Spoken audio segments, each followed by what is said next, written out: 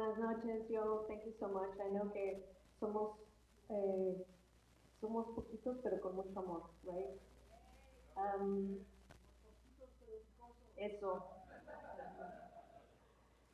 So I wrote what I wanted to say because I didn't want to forget. And as you can see, this festival, TODOS AGUA 3, is not really a festival, it's a gathering. And it's something that we've been weaving together, many hands, muchos corazones, a lot of effort. And TODOS AGUA is an invitation to remember our relationship with water, not as a resource, but as something alive, something that holds us and connects us. I grew up with a mother that taught me how to care for water, not to waste it, but also to respect it, to feel it. And at the same time, I've seen how water is taken, privatized, forgotten. So TODOS AGUA is also a space where we can ask, how do we come back into relationship in a different way? Over these days, we'll listen to people who have been protecting water and land for many years, and we'll also sing, reflect, and be together. We don't have to understand everything. You don't have to do anything right. We just have to be here in presence. Thank you for being here, and thank you for being a part of this beautiful gathering. As you can see, we also created a tapete, un altar, in the Tlaxcalteca tradition that I inherited from my father as a response to what is happening in the sky right now as we move through the equinox. A moment of balance where light and darkness meet. This tapete also holds and honors different territories, different people. This land here, aquí, en este momento, aquí in Texas, brought us together through the people who are gathering us. And at the center of the altar is a deer. The deer is a presence that connects many of our traditions, a being that moves between worlds, that reminds us that we're not separate. And at the center of the tapete is un manantial, it's a water spring, the water that connects all territories, that moves through us all and holds memory. So it's not a decoration, it's a prayer in this space. And now we are very, very honored and happy to be joined by voices who have been in deep relationships with this land and its waters for many years. Juan Mancias is the tribal chair of the Carrizo Comecrudo Tribe of Texas and has dedicated decades to protecting sacred sites and waterways in this region. Christopher Basaldú joins from Brownsville, bringing his experience and commitment to community and environmental advocacy in South Texas. And Greg Harmon is a journalist and environmental advocate whose work has helped bring awareness to critical water and ecological issues across Texas. We are so grateful to have these beautiful people with us tonight, and muchas gracias otra vez por estar aquí, and please help me welcome them.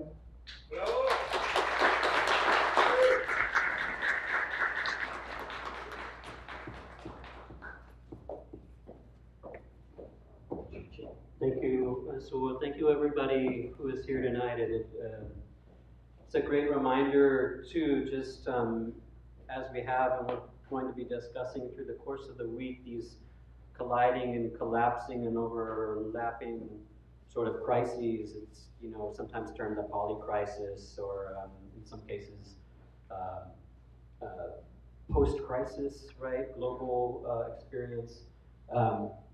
That it's what draws us together. If there's like a light in this, part of it for me, a big part of it is that we find ourselves flung together to solve issues, to recover, and we're going to talk about tonight, recovering memories, meeting with those who didn't forget, right?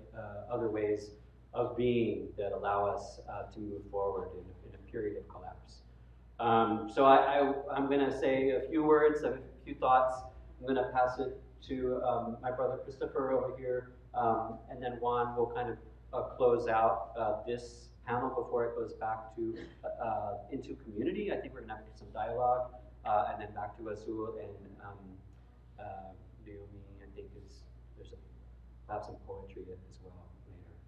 But I was reflecting on what I wanted to share here. I sent out. So I don't know if anybody, if you're carrying a cell phone, if you're a Facebook, or if you haven't like divorced Meta yet, on Facebook, Deceleration. So that's my project. We're streaming right now.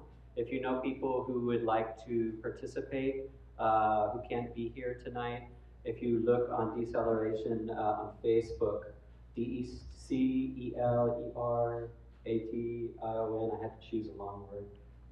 Invite them in, please. This is a great panel. It's going to be a great conversation. But I was reflecting last night. I was not sleeping. It was maybe 4 in the morning, and as a parent, and as the type of parent, and there's scraps of food that are left on the pizza crust or whatever, or a glass of water or something's on the table. You think that looks, who left that there? You drink it, right? Or at least I do. I made that mistake about 4 in the morning, and it was a cup of water. I thought it was a cup of water in the kitchen, and I don't know, shampoo. I don't know. We do science projects, right? I forget, right? The kids, they want everything out on the table to add the ingredients and what things do, and I don't know what it was, but I'm here. There's one takeaway.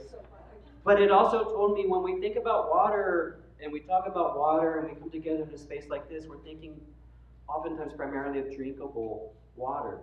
And that's 0.5% of all the water on the planet, on the blue planet, right? It's a finite, very small number.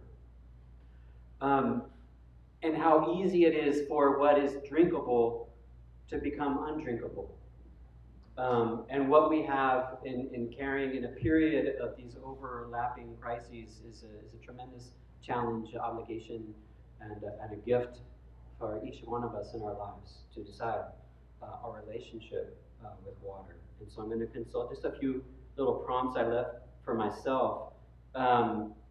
One is I talked a little bit about this idea of post-crisis and polycrisis. So it was fairly few months ago, the UN, one branch of this, there's many different branches of their research. They put out a paper maybe 3 months ago that the planet has moved beyond being in crisis and is now in post-crisis, meaning that the water systems, the waterways, the rivers, the tidal flats that our parents, our grandparents, and our ancestors knew on Earth aren't coming back. Many of them are so far beyond repair, it may be generations if we're able to recover what we were gifted when we were born on this planet. And overlaying that, we're in March.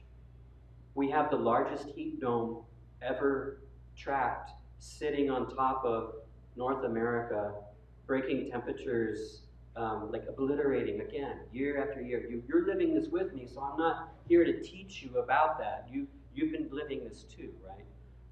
But it is good to remind each other, because one thing we know about humans also, we acclimatize to change very quickly.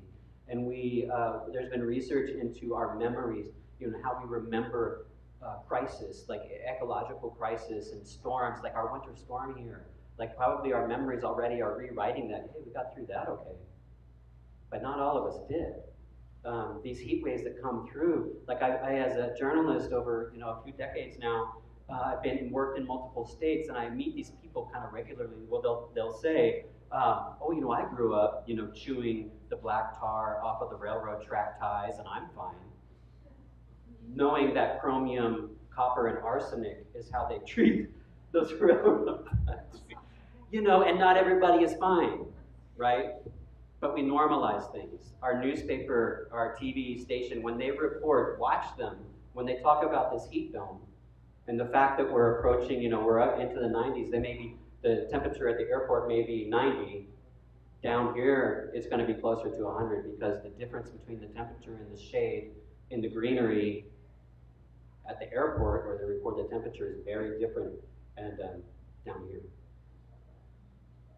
So we need to be rooted in understanding these crises and understanding that both of these aspects don't change until we arrest fossil fuels. Okay? nothing changed. This heat trajectory that we are on doesn't stop. It doesn't have an upper limit. Venus or some other planet maybe like holds like some upper limit to us to be looking at. But I want to quote in terms of like overlaying crises, right? George Monbiot writing about our attack, human rights and legal war on Iran, kind of coalesced a lot of this thinking in a recent column. He said, concentrated fossil power leads to concentrated political power.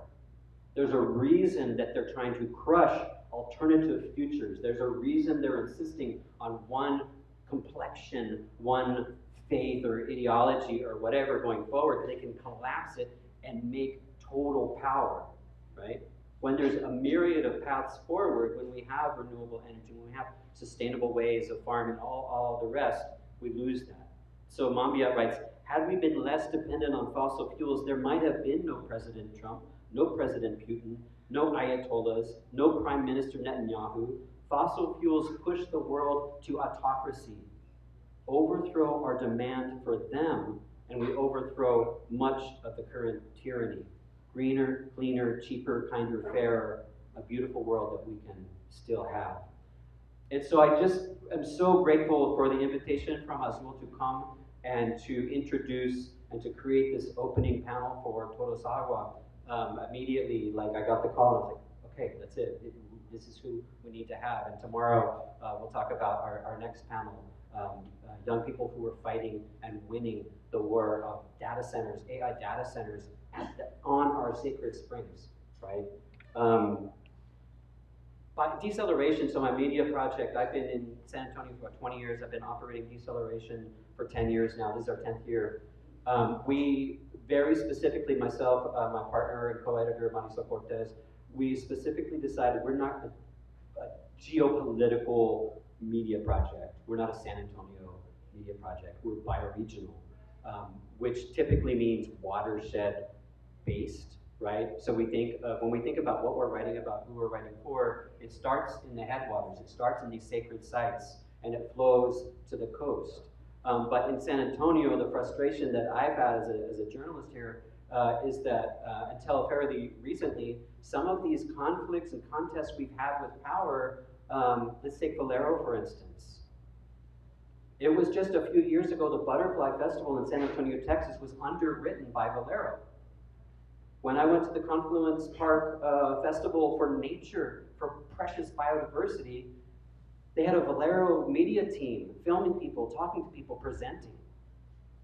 So before that next year, we had a petition, and Southwest Workers Union was working with us, and they're not visible. I don't know if they still take money from Valero, but the issue for me is that we have like hometown money forgetting that they're poisoning people at Corpus Christi, at 2 refineries. They're poisoning people in Louisiana. They're poisoning people in California.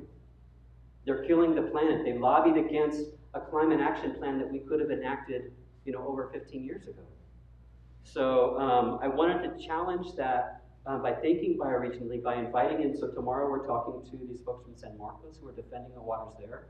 We've got tremendous gift and power sitting here on the stage with us tonight of those folks who have been fighting, Carrizo Comecrudo Tribe of have been fighting extractive capitalist projects on the coast for decades as well. I first met Juan, I think 2009, outside of the Whitty Museum, where they still were holding the bones of babies, bundled, they call them bundled burials, right?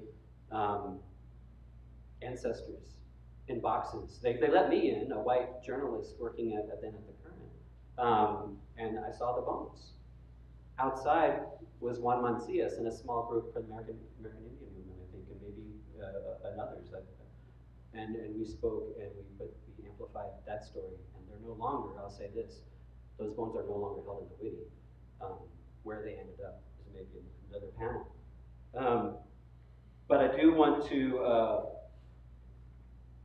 just emphasize the importance of tying together all of our struggles, understanding what's happening upstream from us, what's happening downstream, and internalizing those fights as our own, and not just here bioregionally, but globally, because we need to be networked within networks, and we need to be decentralized and post, revelations of Cesar Chavez.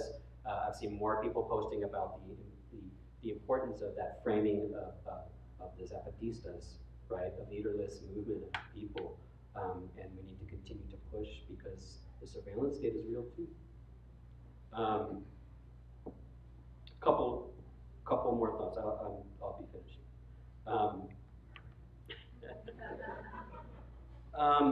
And I would say the work. I guess the thing that I want to stress two things. One is the work, and why I'm leaning on your time a little bit. The work is so critical, and the beauty of people coming in to an event like this is the opportunity of relationship and trust building. Also, the framing of this event is so important too, because it turns the attention back away from, I use the word bioregional, which is kind of a Western fancy word for what indigenous and tribal people always knew, and it's kind of recovered and pushed back out, like sustainability, like we recover words or ideas and push them out in kind of a neutral corporate speak. But the fact that we're centering and putting forward, again, looking for, I would say, a tribal leadership in our relationship to land, and our relationship to water, and our relationship to each other. And so that's what I'm excited to have that forum here tonight. I did bring, and this is something that I'm going to share later. This will be around if you're participating in TODOS AGUA this year. Over the next few weeks, I brought with me this is my closing thought, and then we'll bring Christopher in. 2 years ago, while we are kind of bioregional, deceleration connects to networks of networks, and that led to an opportunity to go to the Black Hills for the land of the Lakota people. And it was the first time the world, every 4 years, there's a global conservation summit, right? So it's kind of typically, historically, leaning heavy on kind of Western conservation efforts, scientists, researchers.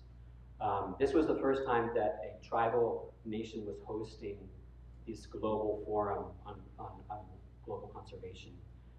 And at the end of that, there was a treaty presented that Deceleration signed on to, and I shared it with Christopher and with Juan, and it states, essentially, it is the Indigenous Peoples Open Treaty honoring Grandmother Earth. And I'll leave it out, but it essentially, key phrase on here is that understanding this is a time of great imbalance and global crisis for the health of Grandmother Earth and for all those who reside upon her lap and within her embrace, including our natural relatives and our future generations, and in the Lakota spirit of Wolokota, we solemnly declare as a natural extension of our familial relationship with Grandmother Earth, our natural relatives, and our future generations, our common and sacred commitment to join in the healing of her wounds according to our traditional ways and knowledge.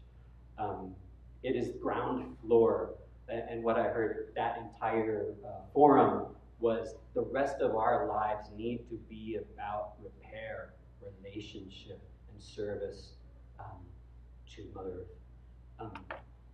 Christopher, I'd like to just turn over to you. We spent a little time, so we stopped by, I mentioned San Marcos, I mentioned the Gulf, the Rio Grande Valley is a big part of this that Christopher's going to help fill in. And I had a bio, I put it down, I apologize. But I wanted to make sure also to share, we went to the Blue Hole, we went to Brackenridge Park, and the neoliberal development, like pulse that's present there that I think folks here are more acclimatized to or familiar with. I wanted to make sure to share that, and I appreciate all that you shared with me while we were there. And I thank you all again for being here. Christopher and I worked together briefly for maybe 4 years or so in organizing, right? Doing organizing work. Yeah, no organizing. And since then, they have founded the South Texas Environmental Justice Coalition, co-founder, network, yeah, network. And the kind of work that is happening at the transformation of the Luna Madre, for instance, of SpaceX, of the Rio Grande LNG, of course the border wall and the violence that's happening in this escalation of attack on so many people right now. It's hard to even breathe, to think, and to talk about. But I'm so grateful that we are here to help each other and to give each other as much as possible a moment to rest and then throw them back on the stage. So I'll ask Christopher to speak about their work in the context of all of those interlocking struggles so that we up here, higher up a stream, can become familiar with that. And then Juan will come in to speak about their life and as a tribal leader of the Comecrudo Tribe. Thank you. I just don't want to be thrown back up here. Oh, did I say throw? Sorry. Eteable mort bere menoado. The Kalian Lagi and Helsha, Yen Shukna, Yen Somisek. Menapole Yanipis Menono. Thank you for being here, everybody. I am Dr. Christopher Basaldú. I grew up in Brownsville and Corpus Christi, Texas. My dad's mom's side of the family is all from the south side of San Antonio, so I'm sure you're quite familiar with that area. And so, yeah, how to give a shout out. And of course, I was closer to my mom's side of the family. I'm sure you all know how that works as well. But so my mom's side of the family is just all over, you know, from my great grandmother growing up in, or being born in. When I was growing up, they told me she was born in Pavilion. It wasn't until I was older that my mother told me the real truth about her mom and my mom's mom. They were born in Encino. And then of course Juan's like, yeah, that's one of the old Carrizo gathering places, very ancient, yeah. And I'm like, okay, everything makes sense now. So just a brief introduction. So a group of us down in Brownsville, because we were very much fed up working with sort of the inherent conservationist white supremacist view of environmentalism and conservation, we were tired of being treated like the help and mostly doing all the work while the rich white people who barely moved to the valley 20 years ago take all the credit and take up all the space and get all the quotes in the New York Times. So we together, the brown folk who were fighting all of these different environmental fights, we founded the South Texas Environmental Justice Network in January, February 2020. So this is right before the COVID epidemic hit. And so, you know, a few of us are tribal members. A couple of them that aren't officially tribal members are tribal allies and also, you know, grew up in the Rio Grande Valley. So we have the ancient connections to the land and to the river, and we have memory because of our aunts and uncles, grandparents, generations. We have memory of people being able to go to the river easily. We have memory of even us being able to cross the river and come back and forth much more easily than the post 9/11 let's kill and destroy everything in the world that we call terrorism, right? So we have the living memory of knowing that our communities, for the vast majority of human history, are connected by the river. It's the violence of the colonizer that's trying to make it a wall, a barrier. And so right now what we're seeing is this fascist, white supremacist government is stealing our river away from us, the human beings. And it's not a one-time event. This has been a process that's been going on for years and years and years. And so the resistance to it is multi-generational. And we'll probably have to continue to make that multi-generational. So if you have kids or grandkids, teach them that the settler colonial white supremacist empire is death, and that we have to resist it by any means necessary. And that includes calling out the border wall, and now they're putting in murder buoys into the river, and they've started doing that outside Brownsville, and we're all just kind of stunned and shocked. And it's difficult to fight it because, one, this fascist government has declared a special military zone in our counties along the river, translation, martial law by another name.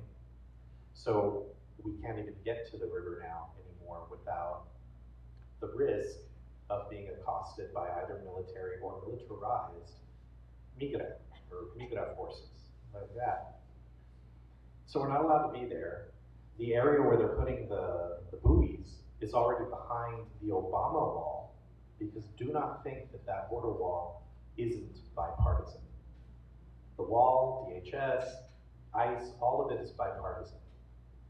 Neither political party is your friend. They all want to kill us and take our land, period. Don't have any misconnections in your brain about that. So the river is being taken away from us, but it's literally the river for the vast 99.9% of human history, of Eshtok history on that river. The river is exactly what connects us to life and connects us to each other. And where the river meets the Gulf of Mexico, according to the stories from our ancestors, this is the place where Creator birthed first woman, our first grandmother, and then first man, our first grandfather. What this shows us is that what it means to be human begins, for our people, it begins at the mouth of the river, where fresh water, and if you think about it, everything that is associated with life in fresh water meets salt water, and all the forms of life that are in salt water. This is where human beings are in a place where they can be so abundant in the resources of life that they are also able to help one another to be good relatives, not just with our other human beings, but that land and that water in that area and that air together are the beginning teachers for what it means to be human. How we relate to the land and the water, the river water, the salt water, the fishing in either or, the relatives, plants and animals that share all of that with us. Our connection to all of those relatives is taught to us by being there and by living there. And every aspect of our water and our earth, our flesh, cycles. It cycles there. We're born, we're buried, our placentas are buried, then we're buried, we become the earth, our water returns to the water cycle, and those cycles just keep repeating and repeating and repeating. That's a relationship. Point. That's a relationship.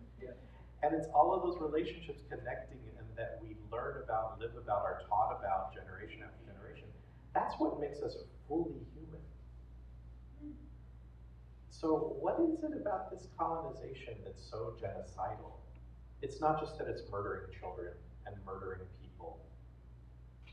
It's that the colonizer and the politics and the economy and all of the industry, the way they do all of that, has nothing to do with relationships. Like a clean relationship to water, a good relationship to earth. It's not about relationship at all. It's about turning everything dead and then creating this fiction called wealth off of the destruction, the conversion of living things into death. And the genocide is not just murdering human beings, it's murdering our relatives, it's murdering the relationships. It's erasing the memory of what it means to be fully human that's embedded in the relationship. I am not who I am because of what I think and feel in between my brain and my ears and my skin. I am who I am because of all the invisible connections to every other relative I've ever had. That's where our identities are. Capitalism and white supremacy want to teach us that our identity is what we think or feel only in ourselves, disconnected from every other living being, disconnected from even your own family members. That is genocidal logic. To pretend that we don't even have connections to our own relatives, whether they be turtles or dolphin or water or land or air, the original ancestors.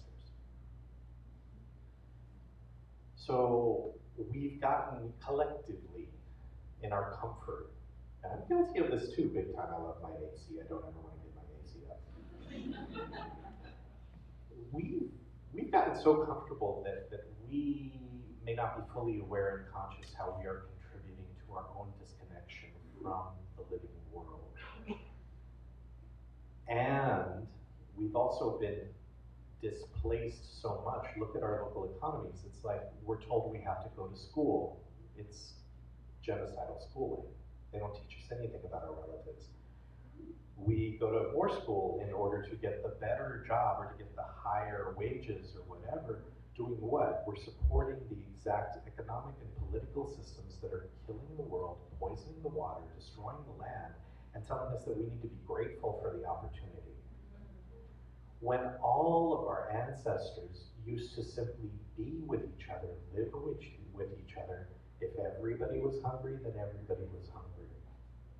Now, the colonizer has created a world where billions of us will be hungry and 100 of them will be fed.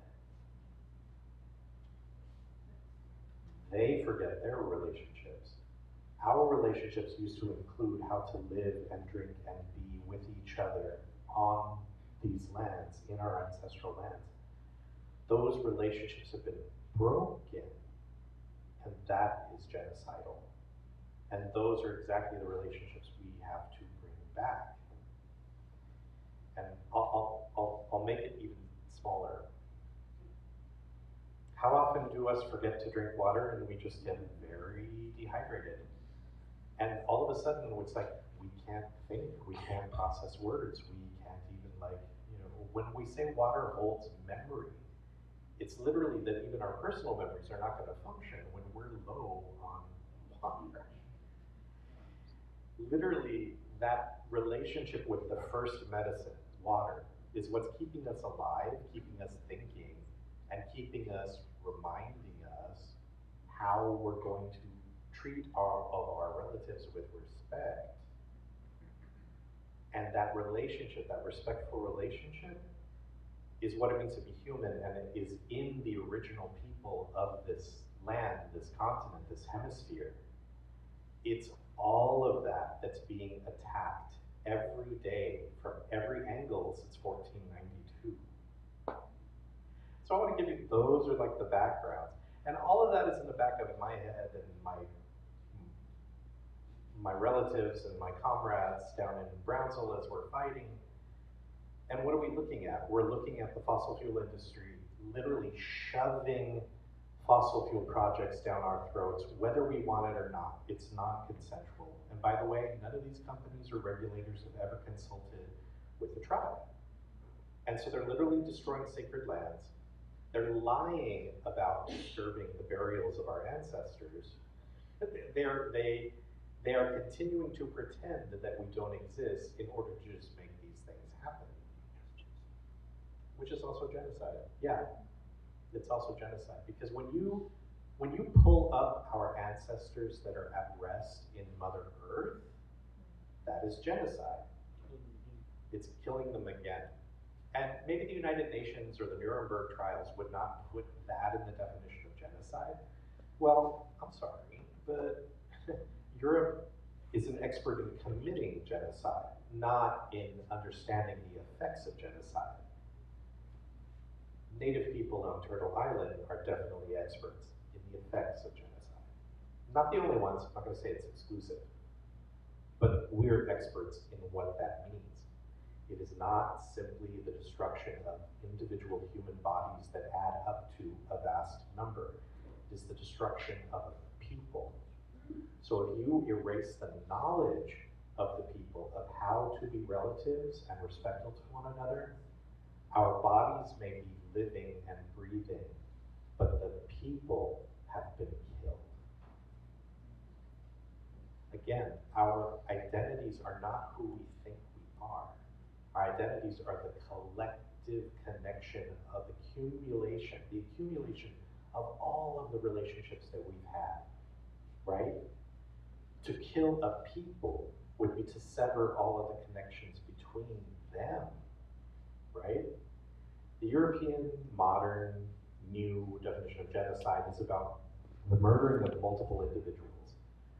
When you look at it from the perspective of the community, the way native and original people of Turtle Island do, about Yayala do, thank you. The removal of people from their homelands.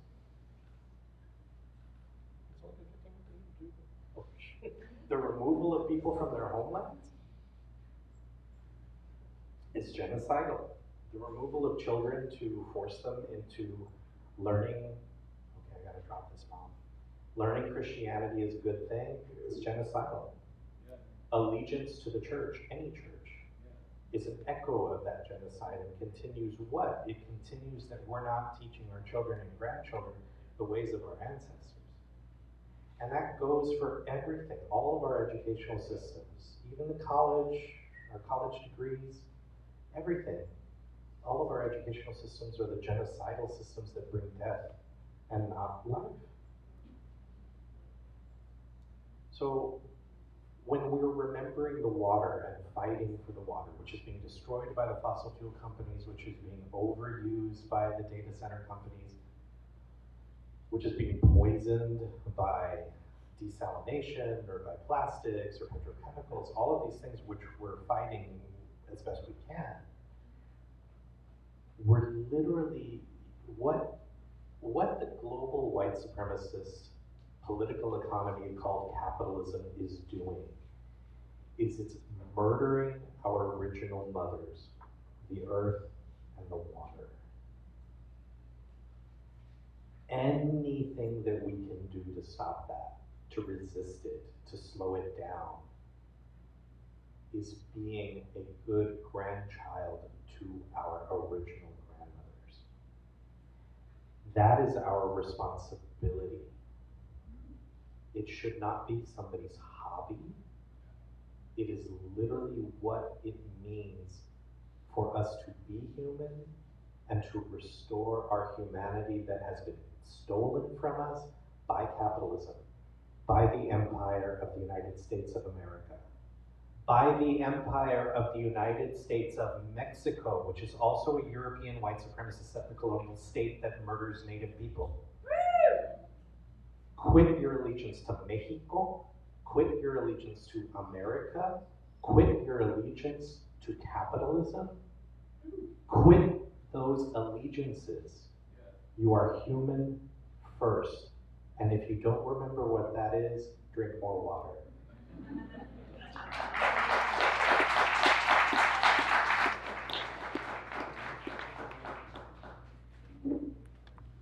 Touch your will, too.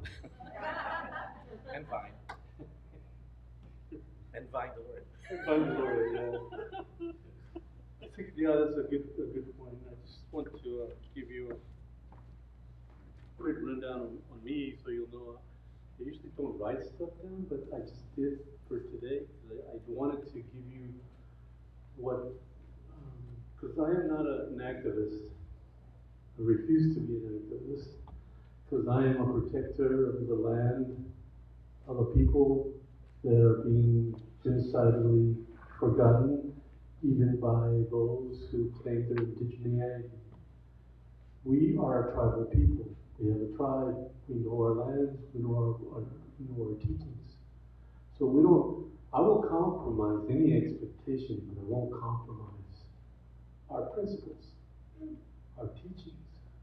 Those are important. And as the person that I am, I live by that, and I live that every day.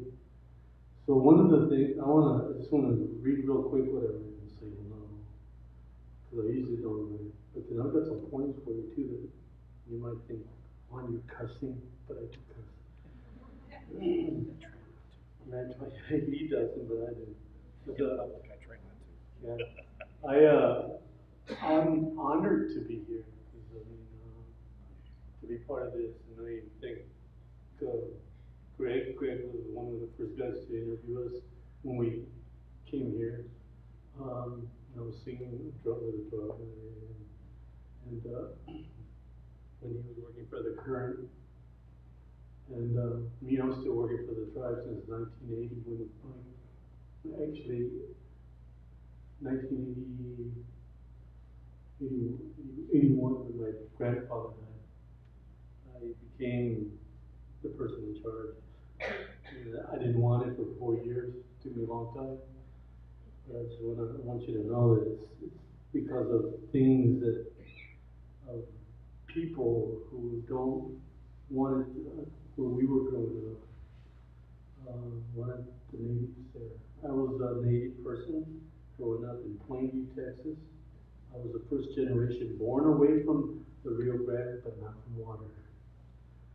And that water also goes back into the Rio Grande.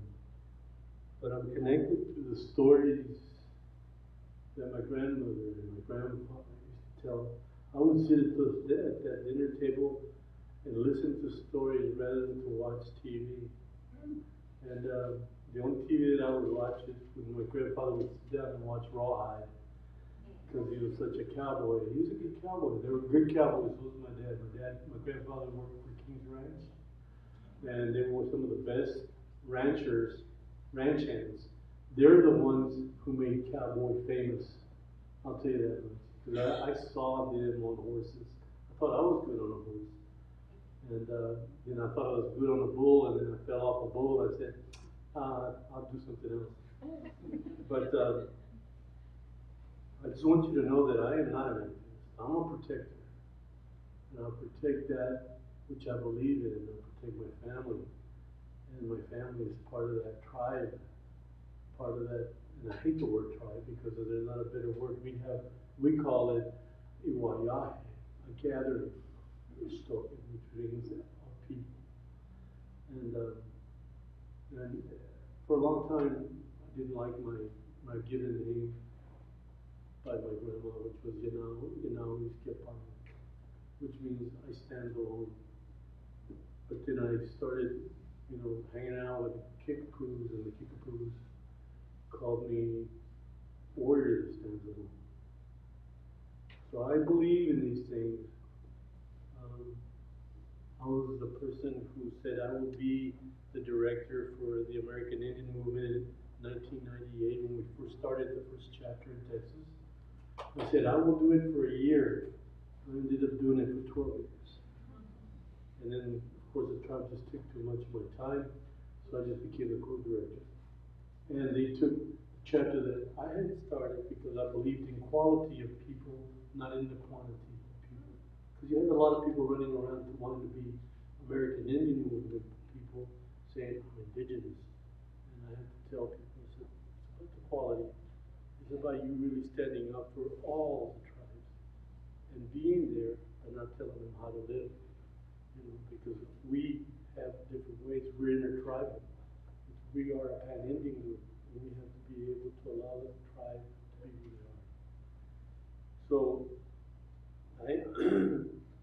I just want you to know that I am a protector of the land, and I don't call water the first medicine. I call the land first medicine because this was the earth. Water came second, and so I'm a protector of water. I'm a protector of the air, and I'm a protector of the environment, which gives us an identity, which we no longer have. Because you think San Antonio is beautiful, I think it's trash. I've called New York trash. I've called Paris trash. And basically because they have taken paradise and turned it into this BS that they call urbanization. And that's part of the big colonization that y'all support. And if you support these mentalities and you're supporting what he's saying, you're going against what he's saying. He starts telling you not to be genocidal. And we ourselves are genocidal to ourselves when we start thinking about our own indigeneity being individuals. We're not individuals.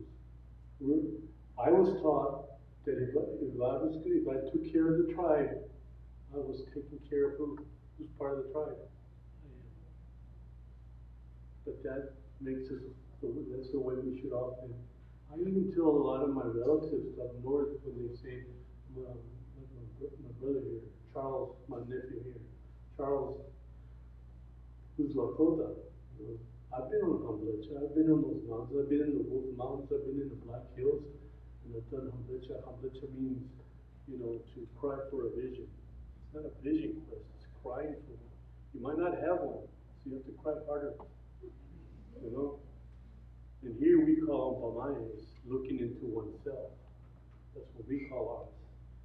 It's looking into yourself and seeing what Creator gives you. So you got to remember that whatever vision you get, it's not yours, it belongs to the Creator. The Creator gave it to you for a reason, and how do you connect it to the Lakota way, or to these people, without appropriating their identity? And how do you do it among your own people?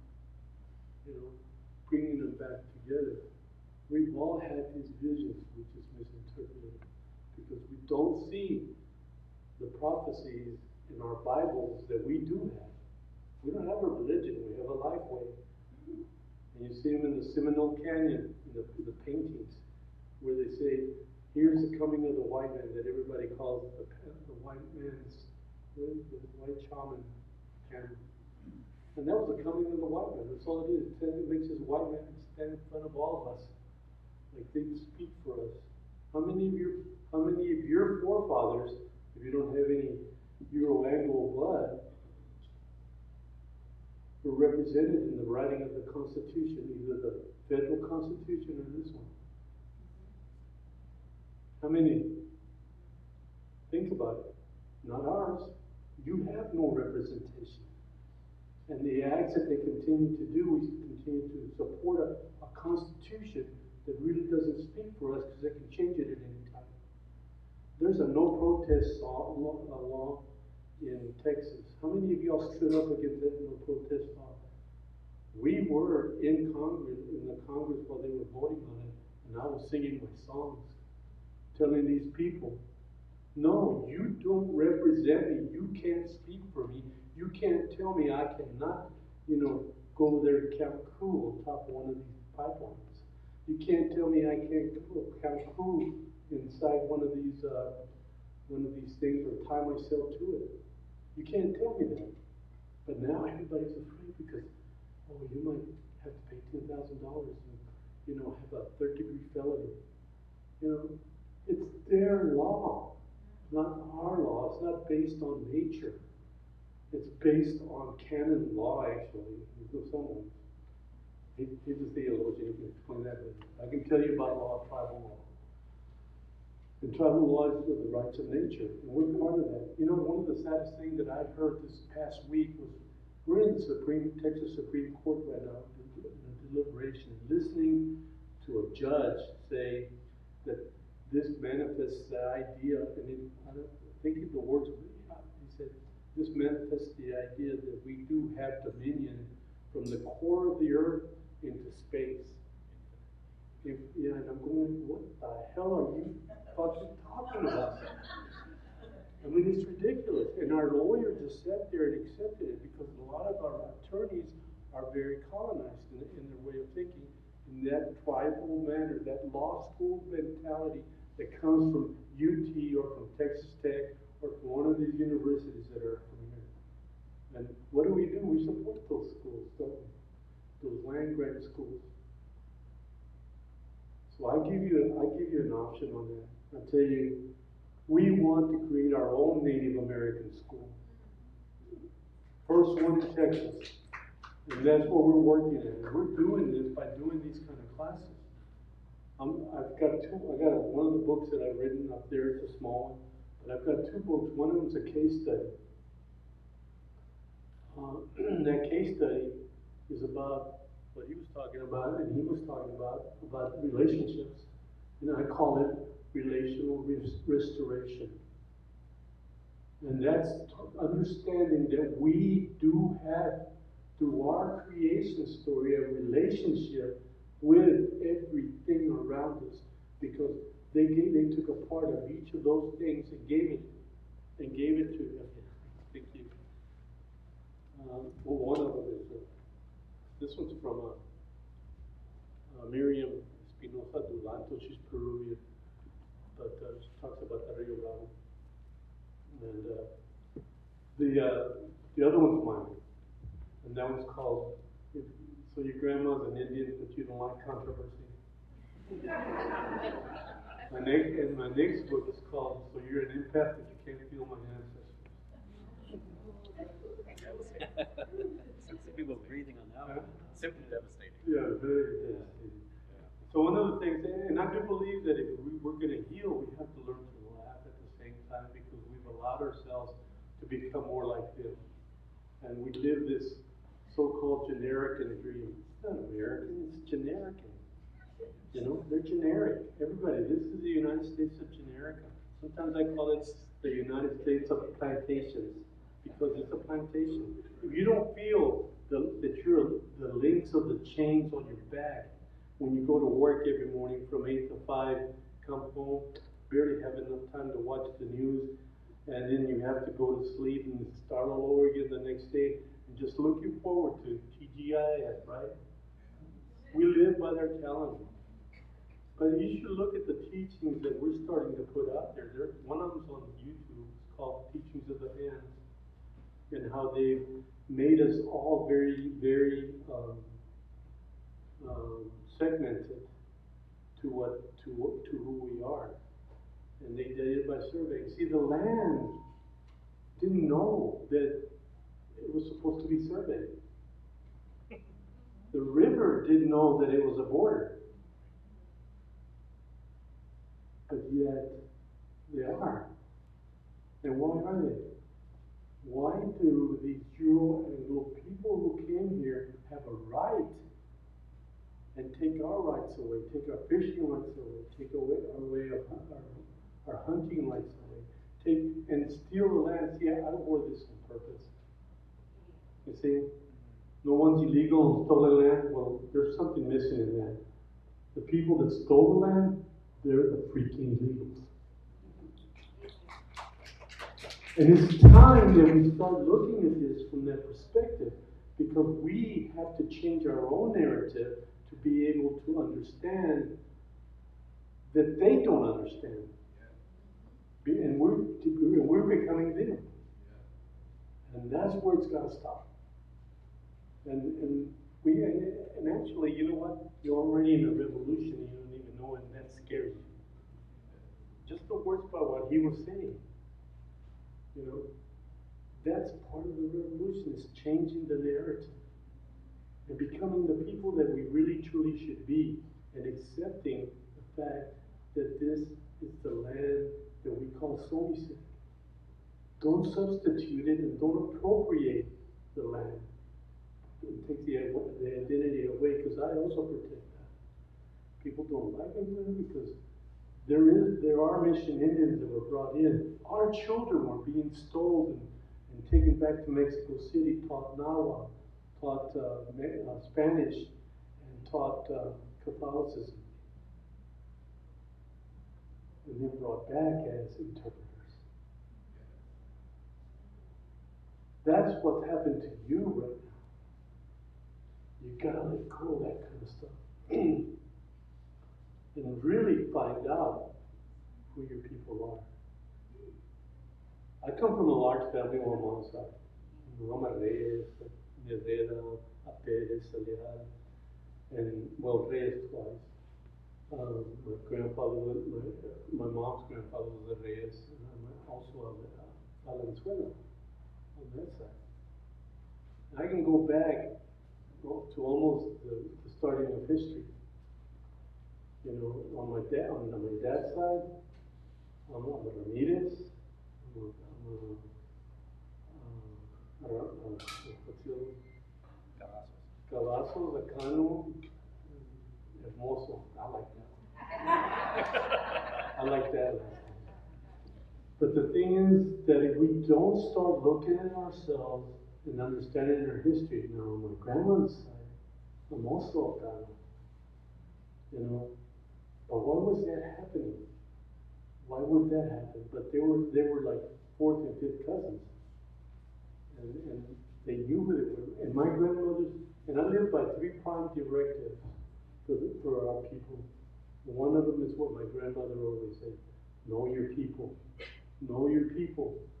Because you don't want to marry your cousin. That's what I was always told. Yeah, that's what grandmas are for. But my grandma taught me a lot. She taught me, no dejes camino por vereda. Don't leave the main road for an unused path. You can go up there a little bit, but don't get lost in it, because you'll never come back. And that's what's happening to us, especially becoming urbanized, and living in the cities, and listening to the colonized ideals of this segmentation, of this doing what they do. We have commercial zones here in San Antonio, and then you have, you know, city limits, you know, and then you have, you know, county lines, and then you have state lines, and then you have international borders.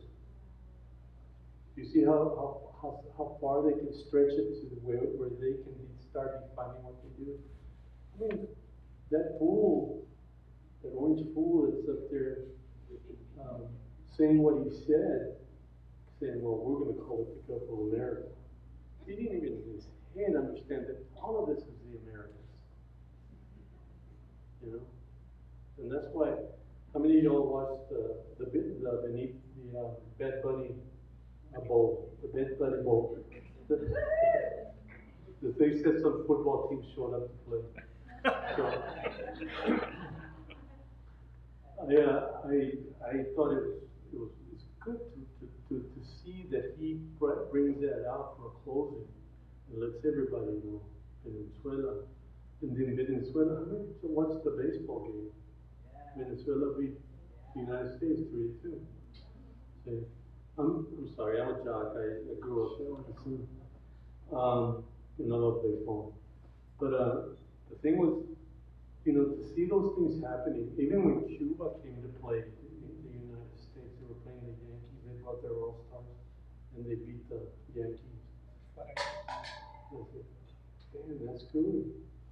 I was all for that, because I saw myself. I identified with Bamako, my skin being brown, the copper tone. I was just pointing out to him. I went and got a tattoo because it has my name, but it's in red, so you can't really tell. So yeah, hold it back there. Looks like it's been burned. So I'm the kind of person that believes that there's a lot of medicine in the healing of just being the human being that we are, and that's the other element to me, because that's part of the environment. We're part of this environment. We can't live without the environment, but look what they're doing to the environment. They call it gentrification, or they call it progress. I call it terraforming. And they're just finding an excuse to go and take another planet and do the same. 500 years ago, there was clean water, there was clean land, there was clean air, and there was a clean environment.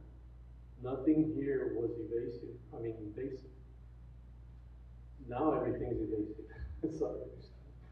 We're trying to avoid doing this stuff all over again, because we're trying to protect who we are. And I think that book that I'm putting together about the impact is a little bit of a case study on relational restoration.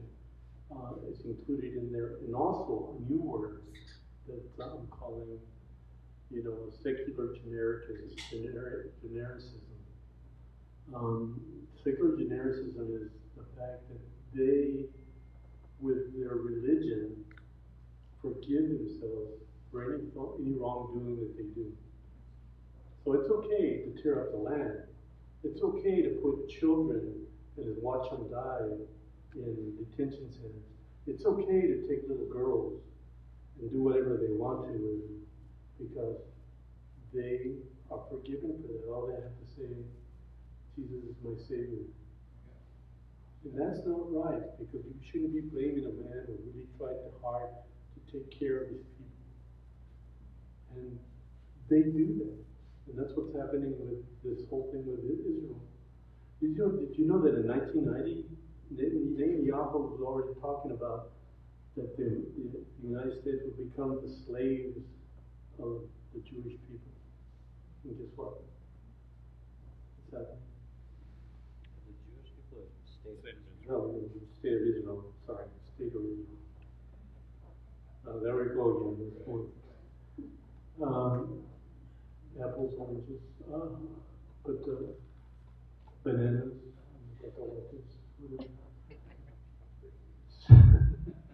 So I think that we have to understand that there is those fine lines that we can start discussing on these things. I was gifted a, what do you call it, bead baby? Which one? For my birthday. The beads. Medallion. Good. It was a bead, a prayer bead. Well, that I gave you. Yeah. Oh, Rudraksha from India. Yeah. I mean, I put them on because they look good. I don't try to appropriate things. I'm adopted Lakota. I've gone through the ceremonies.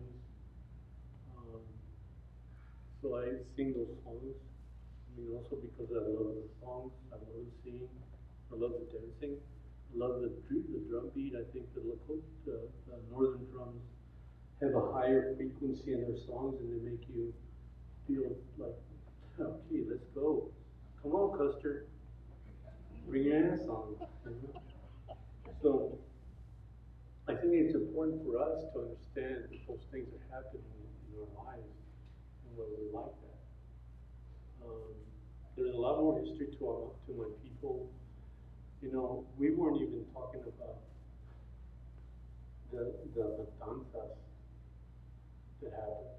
But now, the word matanzas means something to a lot of us, the massacres. And if you did research, like you guys that come from Uvalde, my relative here, Mike Flores, did a research on how many massacres, how many people were hanged that were Native or Mexican American or Mexican in those areas. You'll find that it happened all along the Rio Grande. It happened in Goliad. It happened right here. There's a rock in between Snyder and Post, Texas on Highway 84 in a place called of all places called Justicebird. And the rock shows the Spanish soldiers bringing in my ancestors into the mission, and the priest is cutting off their feet and cutting off their hands, and nobody knows about that because everybody's okay with everything. I'm going to make the plantation owner happy, and that's what the Alamo was all about. The Alamo was they were going directly into North Texas to burn down the plantations. That's what Santana was doing, and we were right along with him. And then when they decided to split, he said, "No, screw you, you're gonna die. We're going back." So they split the forces. And in order to split the forces, he would achieve the whole thing of not having this state becoming a confederacy and having sellouts like some of the Lipan people, because they became the Confederates. They fought for them. They were killing us.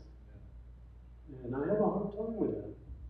And I have a hard time with everybody really romanticizing the Apache in Texas.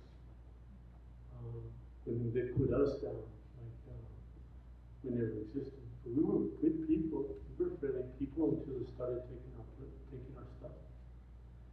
And that's our land. But see, I don't fight the land because I own it. I fight the land because I am the land. I am that land. My ancestors. You know, he was talking about water. We're 60% water, a little, almost 70. Where does that water go when you die?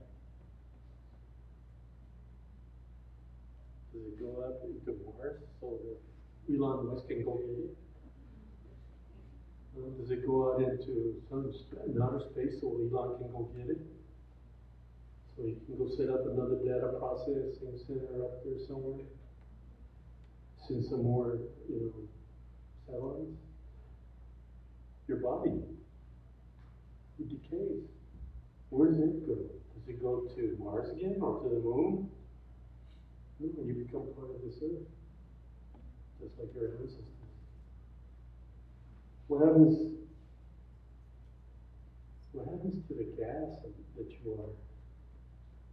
A lot of that gas goes back into the earth. A little bit of it goes into the air, becomes what you're breathing. So next time you're taking a shower, and you're drinking that glass of water, remember, the brown folk here, because I know you have some native in you. You're drinking your ancestor. You're making a relational, restoration. Next time you walk on the ground barefooted, and I suggest you do it at least once or twice a day. Go outside. And there's no phones here. No, what do you call them? Cabillos. Cabillos. And walk on the barefoot. Go out in the sand. Go to the beach. Feel where the first woman was made of, taking that sand of the beach, and taking that sand of the river, putting it together, putting the salt water and the fresh water together, and creating first woman. And when first woman, finally grew up and had her first menstrual period, her tears and her blood mixed together became the dolphins in the water. Do you understand what I'm saying? That's important for us to understand that the creation stories that are of this land, and if you want to really read about this, read some of Vine Deloria's, because he talks about, what is it, Dogma? The story Dogma? The one that was written about his excerpts after he passed away. Talks about why don't they use our creation stories? Why is it just one creation story that is very hierarchical? And it's not very connected to the earth, but actually gives you the understanding that you have dominion over those animals. You can kill a lion anytime you want to, kill a deer anytime you want to. Not when you need it. And you don't treat it like a relative. We don't do that. We've forgotten how to do that. I walked in here, and the first thing I said is, "Can I bring my gun in?" And then of course I said no. I said, "I'm just kidding." But I do go into Cabela's and I go into pawn shops and I see all these rifles and stuff in there. And I tell them, "Hey, I hear you guys are selling guns to us Indian stuff." And they all look at me and say, "What? You sell guns to everybody?" "Oh, one time you wouldn't even let us see one because that's how you beat us. You wouldn't let us have guns." So now I suggest at least get registered somewhere, because we use their law against them. Here's the thing, with us they did the boarding. With the northern people, I'm also Tesuque Pueblo. So they put us in the boarding schools, put us in the residential schools, try to take away who we were, make us afraid of their way of life. But then we understood they couldn't take our spirit away. Here, they did it with the missions, the mission schools. And it's still instilled in us very deeply, very deeply. And we gotta stop that. So here we have to be able to take that and say, "Hey, no more. No more. No more. know the sacredness of each one of the plants. We know what it is. Here, we're the original people of the peyote. It's not the Coelitecan, because there's no such thing. I am not Coelitecan. I am Comecrudo. That's my language. It's a Hocon dialect, the same as the Taos Pueblo, because we had a relationship with what? And what pueblo runs further north on the Rio Grande? Taos Pueblo. And we would use these rivers to go up and down. We knew where they were. We knew where the sacred watering hole was. There's a watering hole called the Waha, and it's dry now because it's become the one they use for fracking up in the Permian Basin. It's dry. And the little town that is next to it is called Kenosha. Kenosha in our language means big sister.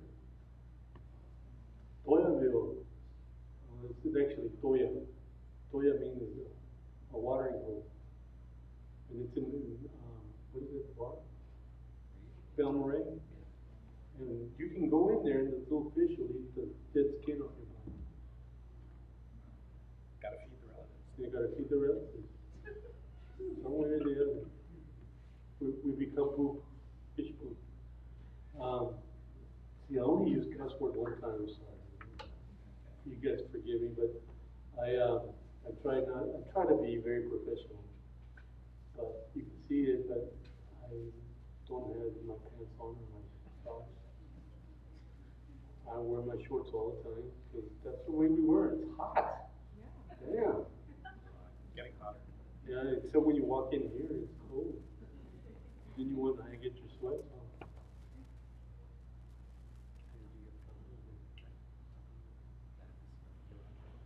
Yeah, hold on, let me check.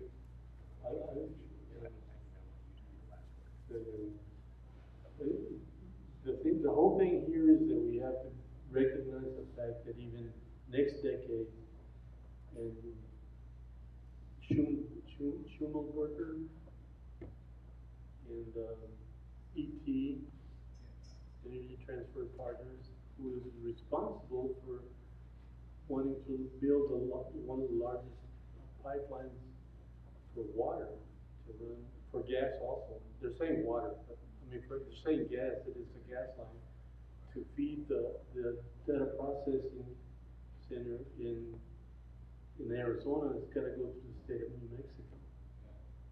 And that guy thinks he can do whatever he wants to. He's got everybody in his pocket. So what are we going to do? How are we going to do that? How are we going to change this mentality? How are we going to take these things away? You know, how do we get rid of Kelsey Warren? You know, I was the one who told him, I said, let's go protest in front of his house. And we did. Now that we're posing questions, I know you had something, but I know we want to move into a dialogue, and there's been a lot shared up here. Did you want to grab something and then Juan close to bring the community into a site? Yeah, I want Juan to have the last word, but I just wanted to add. Yes, definitely. I just, sorry.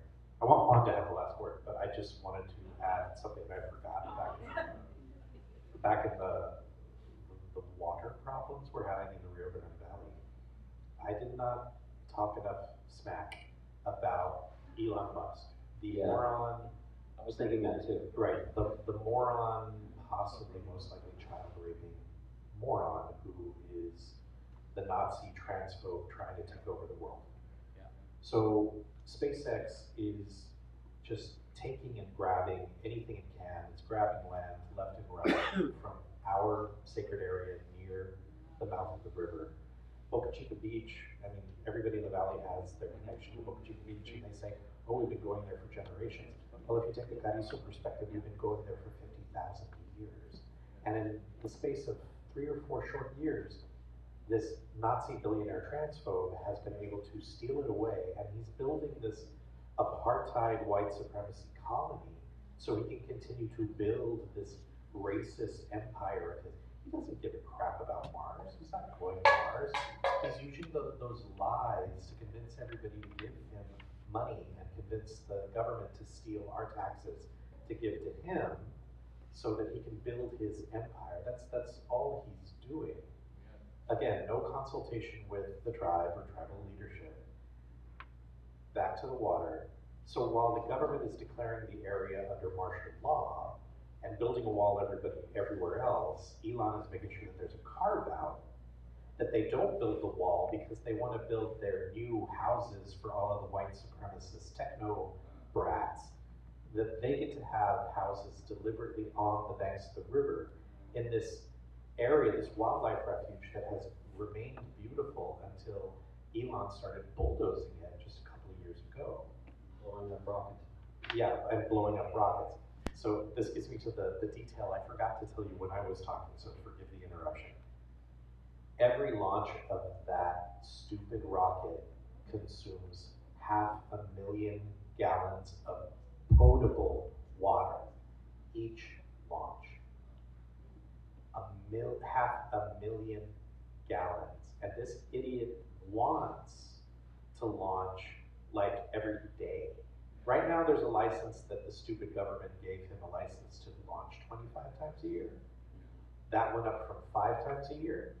And of course he wants to change that next year, or in the next couple of years, it wants to go to like 150 times a year, whatever.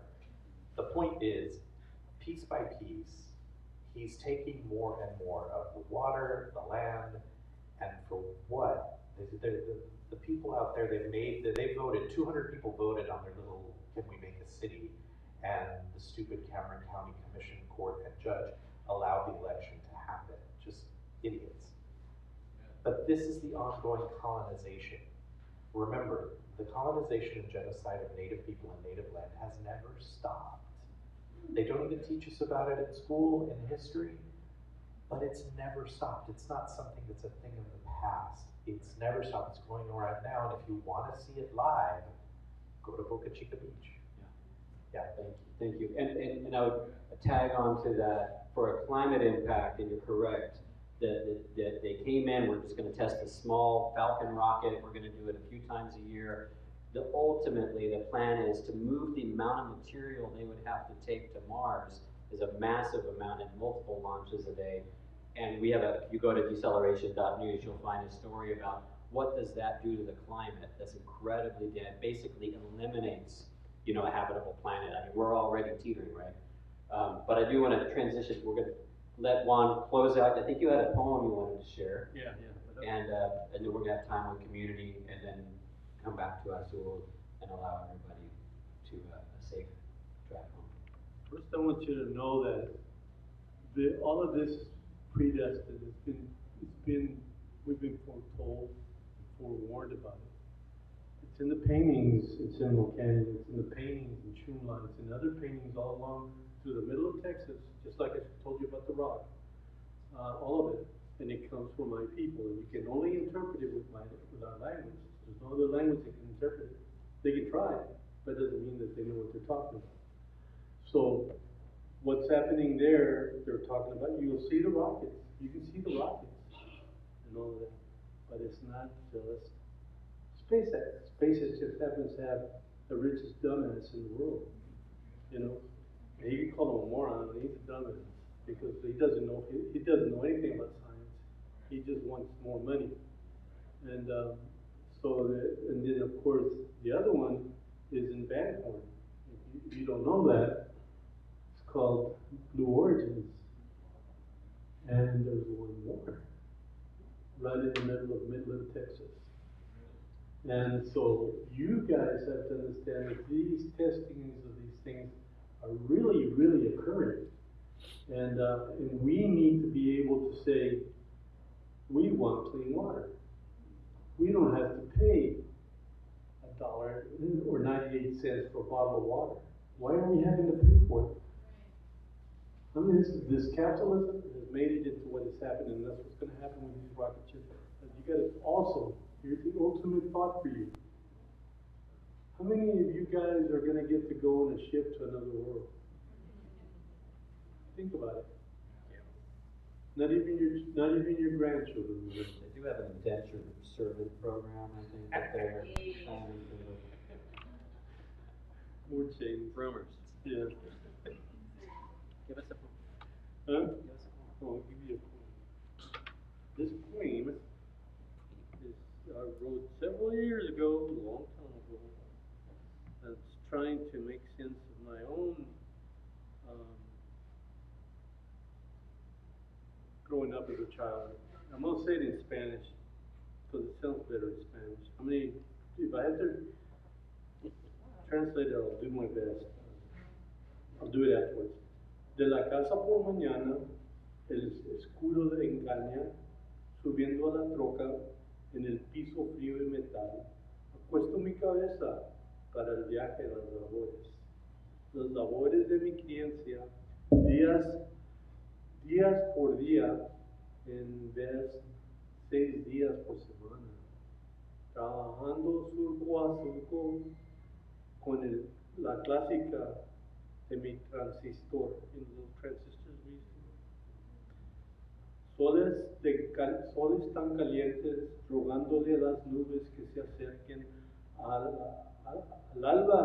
Ahí viene el viejo, no sueltes el asadón.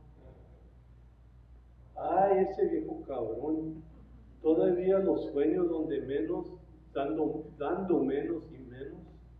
Dejé mi juventud en esas labores desgraciadas, labores de opresión y abuso, labores de oración que un día no me haga como el viejo cabrón.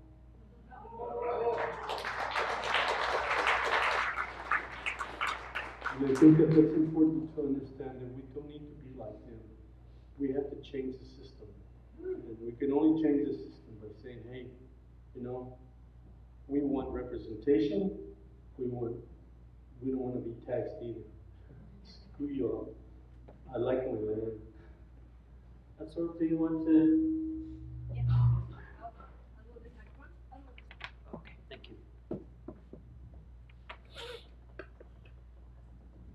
Thank you all so much. Can we show them how much we love hearing these beautiful people?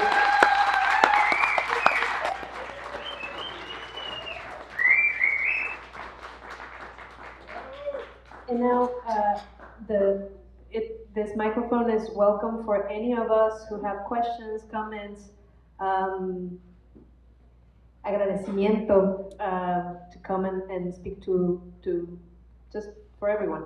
Así que bienvenidos a que vengan a decir algunas palabras si alguien quiere.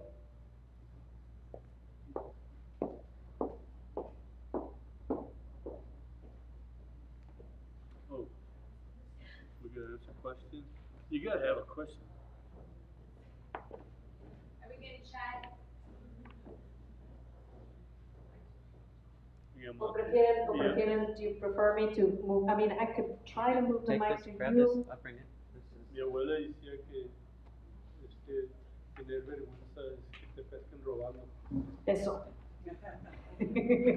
Tener vergüenza es robar y que te cachen, ¿no? ¿Alguien? Do you want Debbie? Over here. The thing is, it won't reach you, but we'll try. Okay, yeah.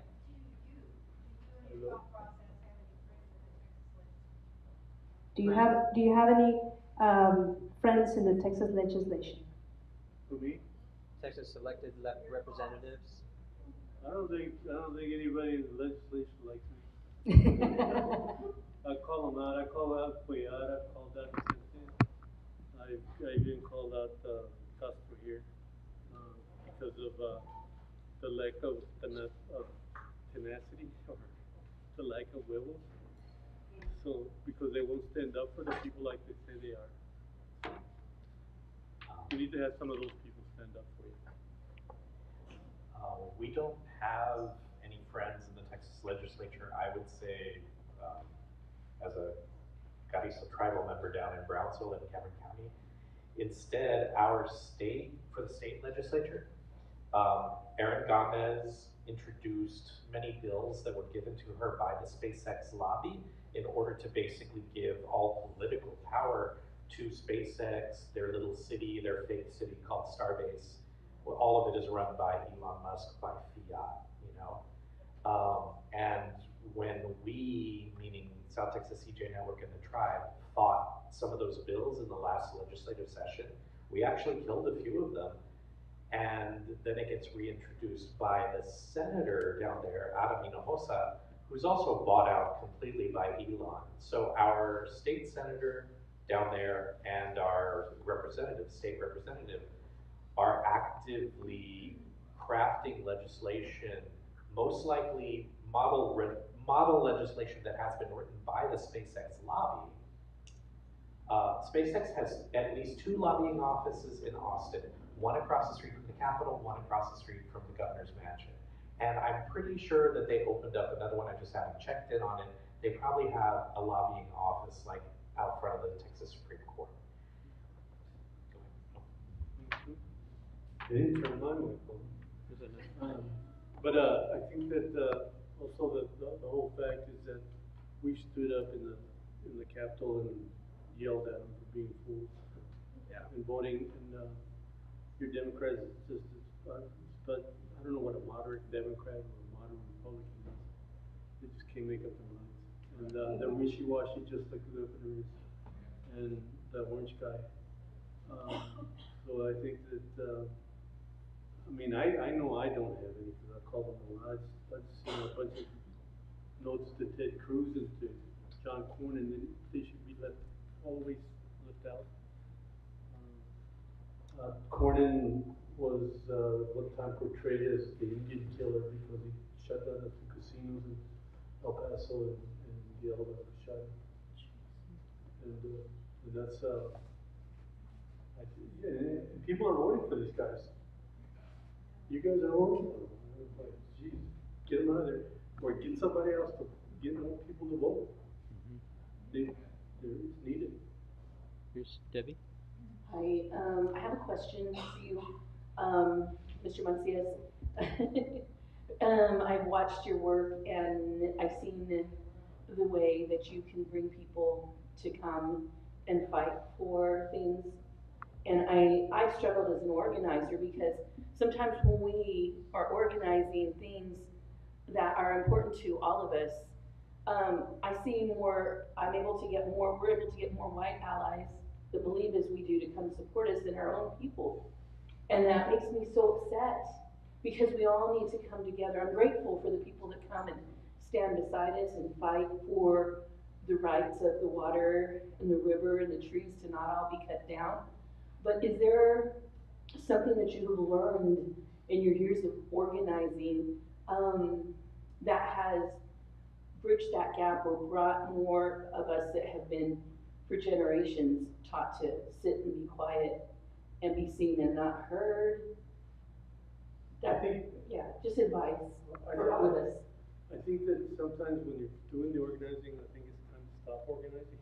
We got too many people that have been organized, and we need to start doing it. But what I see, the hampers here that we have is the intimidation by the church and by the law, and we're intimidated by that. And sometimes some of the best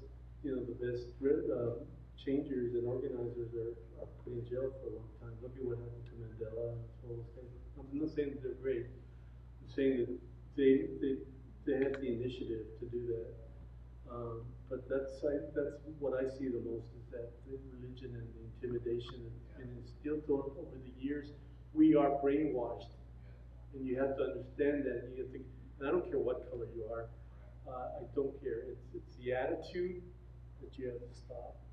We have to change the attitude and not be intimidated and stand up for the people that deserve their rights. And that's why the UN was supposed to have been started. There's a whole, the DRIP is DRIP? Yeah, the DRIP was Universal Declaration of the Rights of Indigenous People. Declaration of the rights of indigenous people, human rights. I think that we should, if you have friends in the legislature, get them to go do some shit and take Trump and all his goons and take him to the moral court, because he's a murderer, he's a pedophile. And a rapist. I mean, and rapists. You know, I mean, they're turning around and they're doing it to the person that we thought was a hero for a long time. You know, why can't we? Why is he still the president? You know, the guy's a thief. He's a criminal, and that's important. I think we need to make our legislative people do it. We need help in that area, not to organize, but to make them listen to us, because your vote is important, and they want you to vote for them. You gotta tell them. You gotta tell the working class schools. You gotta tell the creators and all these other fools that they need to do something. And the best way to do that is get rid of Cornyn and get rid of Ted Cruz. And Greg Abbott.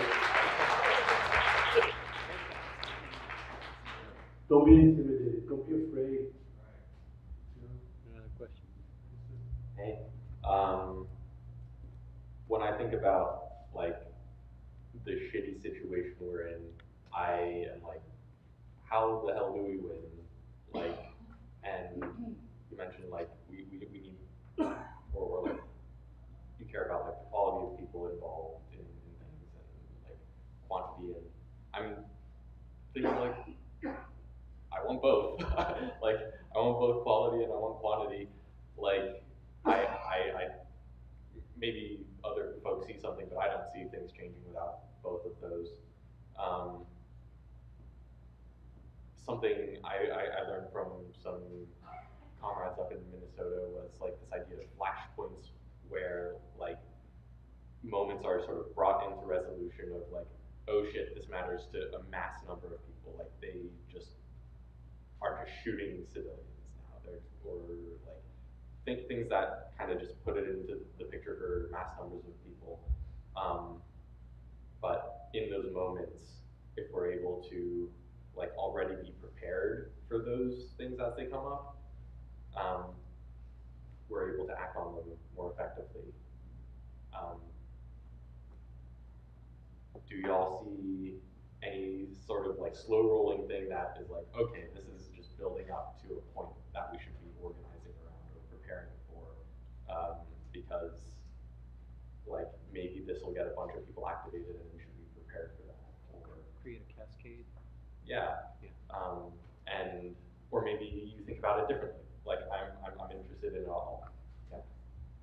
Well, I think you're still intimidated by the fact that they have power, and we can take that power away, and we have to utilize what we have. One of the things that happened in the boarding schools and the residential schools, and even that it hasn't happened here, is the fact that they learned their way. You understand? In other words, the whole thing of kill the Indian, save the man was happening. It was happening here, and it's been happening for a long time. It's still happening. In the residential schools, they learned it well because they were in the reservation settings. Here we never had that opportunity because Texas never allowed that, and it was very genocidal toward Native Americans. They didn't even want to have they don't even allow state-recognized tribes. There's no such thing. There's only two that were given state recognition, and that was the Tigos and the Alabama Cochadas. The Alabama Cochadas because they're part of their history, because they were glorified because of what happened with Houston. But see, that's one of the problems that we're having, is that we don't understand the history.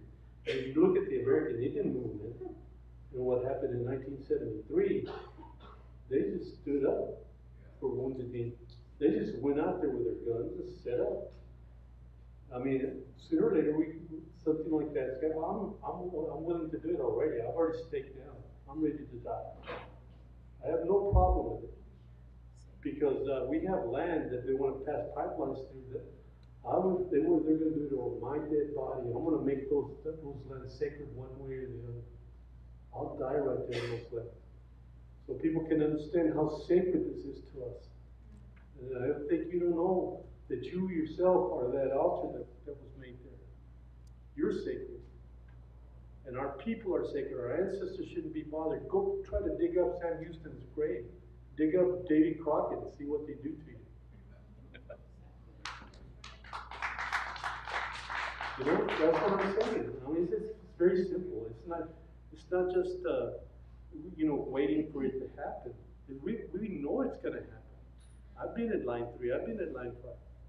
I've been there, and I've seen the people that gather together there.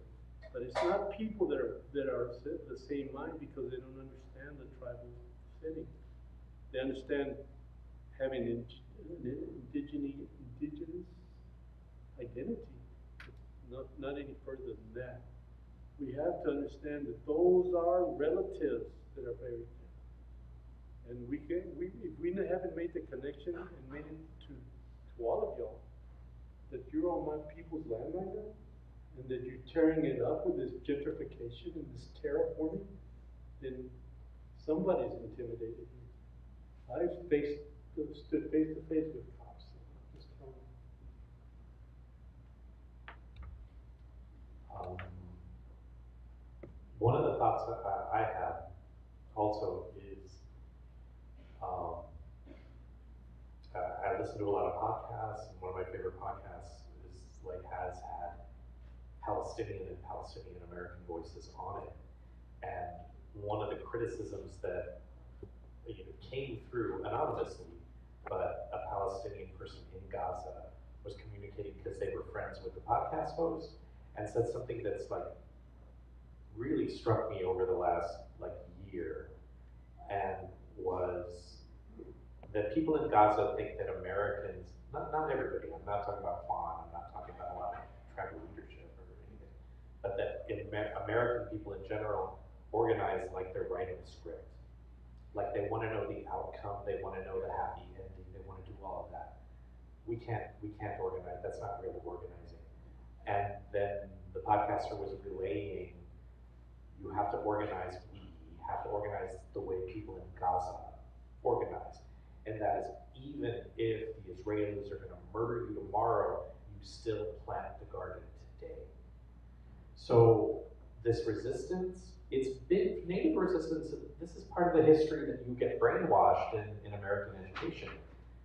Native resistance has been going on since 1492. The genocide has been going on since 1492.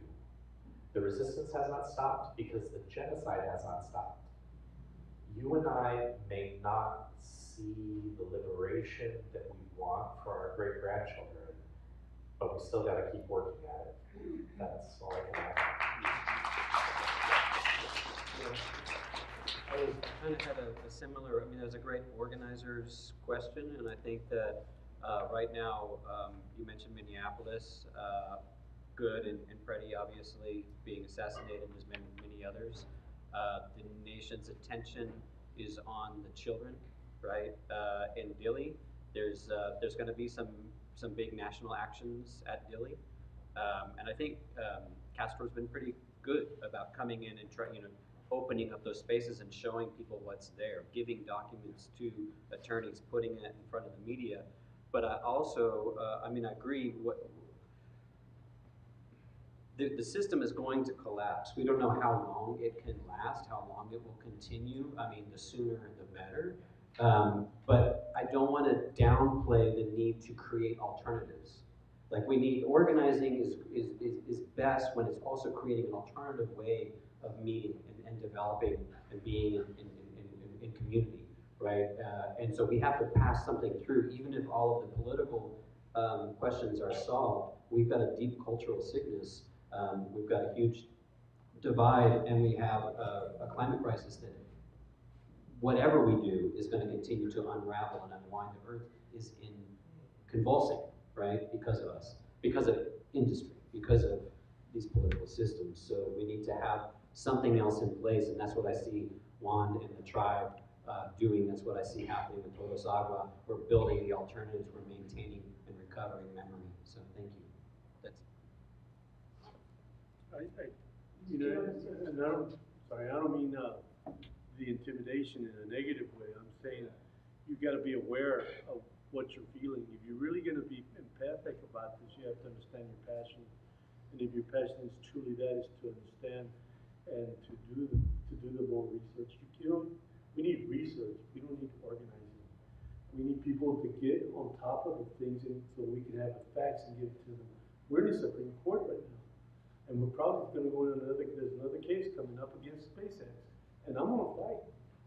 I don't want those guys where they've torn up the lands. And it looks awful, it's not what it used to be. And they call it progress. And look at what's happening here. And we gotta stop this mentality of feeling that we're defeated. That's a defeatist mentality. I don't believe in that. I'm not defeated. You know, and any victory, like the victory that we had when we shut down the tax abatement at the Laguna Heights, for me was a big thing. You know, I'm ready to dance. You know, we have a victory dance for it. You know, we have to be able to celebrate those things that we can win, because that becomes historic. That becomes part of knowing what you have to do to maintain a true and just form of life. And we're not getting that right now because of who we are. I was gonna ask if anyone else had a comment, question, anything to say, Patsy? Yeah, I think I can project pretty well. I'm gonna ask this question and then I'll ask for forgiveness later if I offend anybody.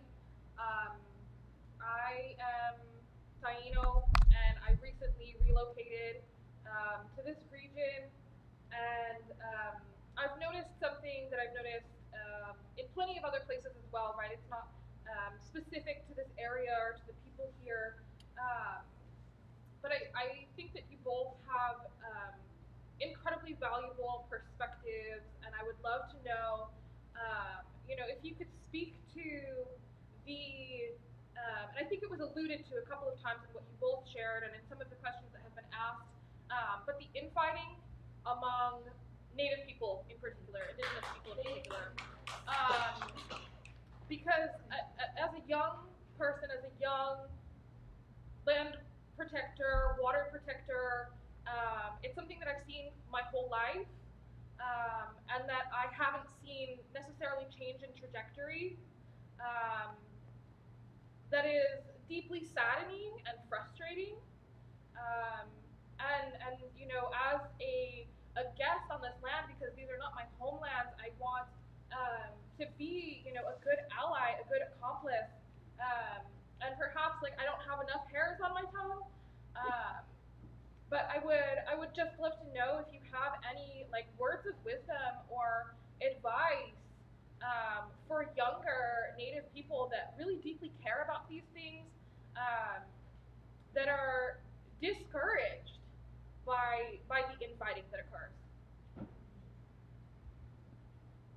I am not going to claim to know that I know enough to answer your question.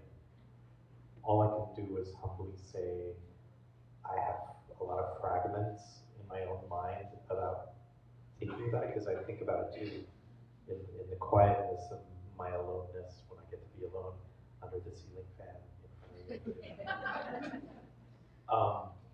But yeah, one, we all need to remind ourselves and each other who the real enemy is. The real enemy is all of the unknowing that has been forced on us in colonization.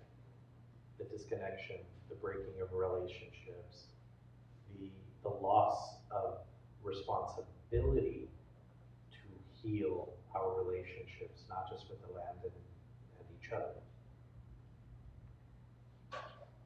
Now, I'm going to say that I have a bias as well.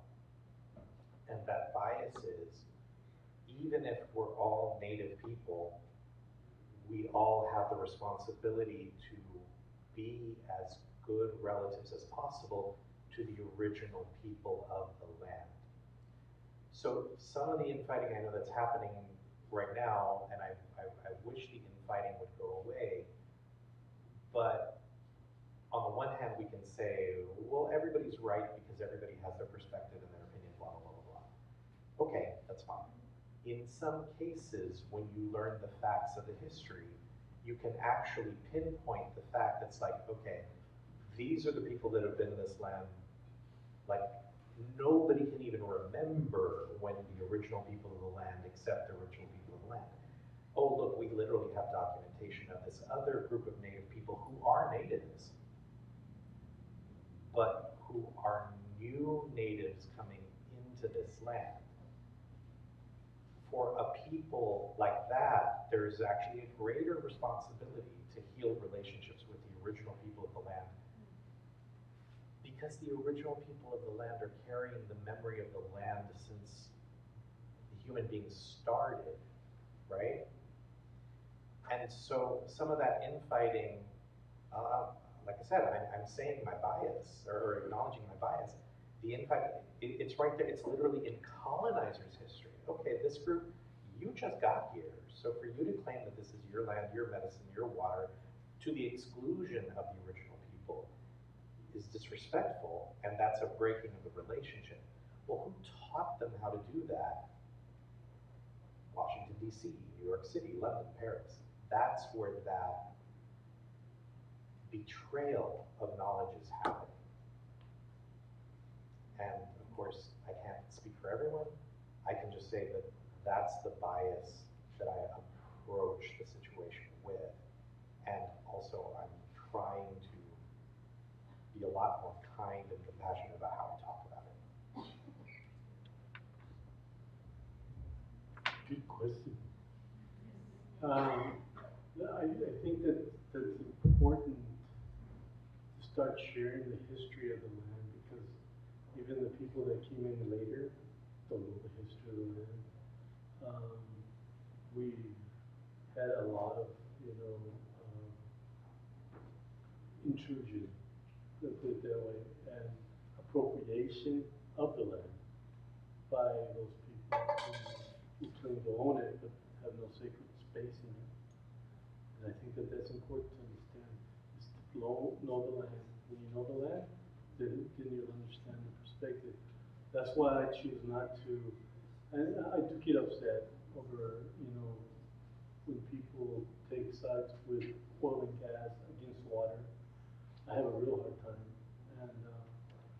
and how they sell out because of jobs, In other words, they're just becoming more enslaved by the system.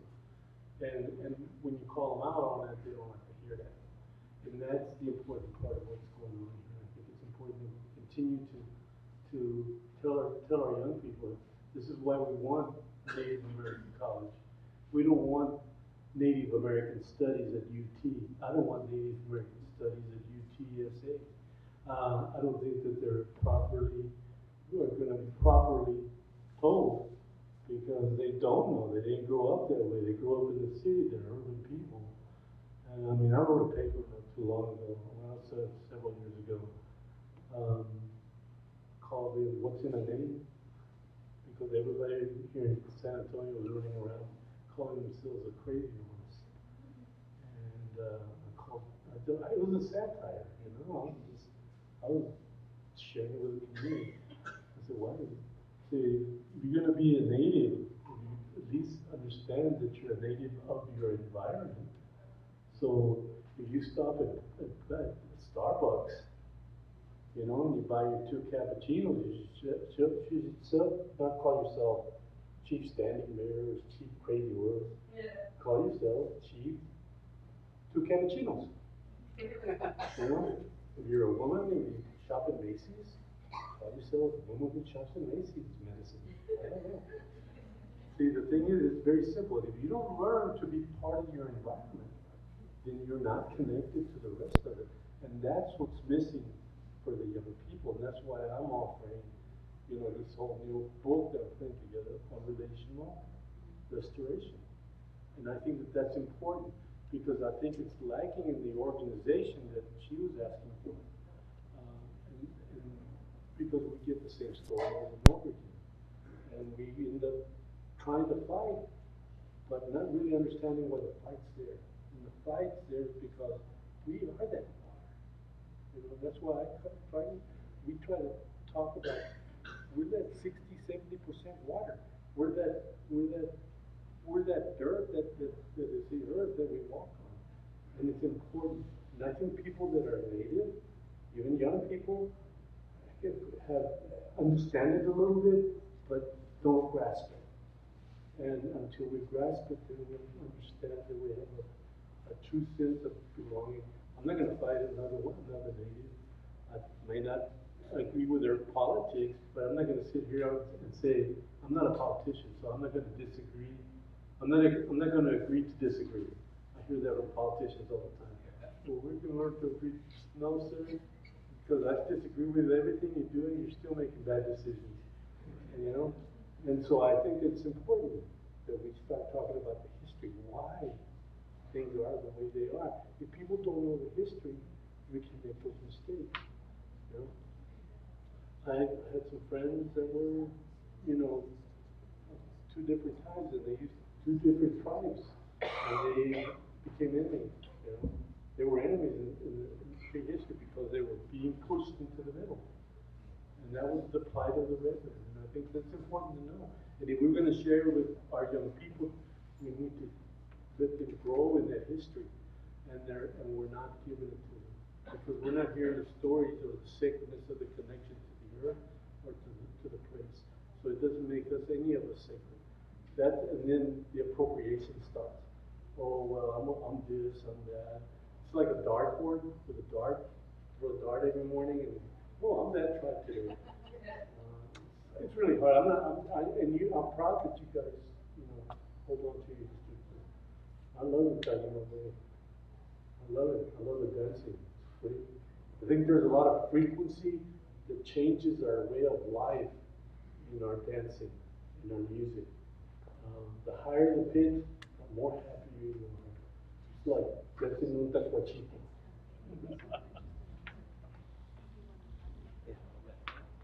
Pass it over here. So if we want to help me to say thank you to these beautiful guests.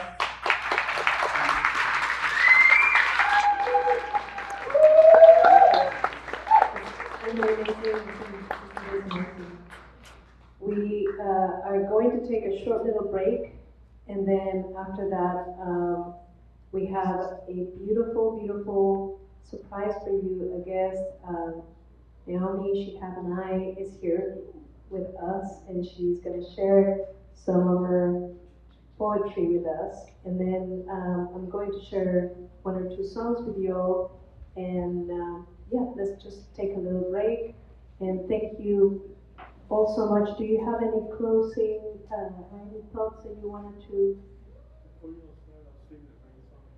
Yes, yes. Sí. Muchísimas gracias. Let's take a short little break.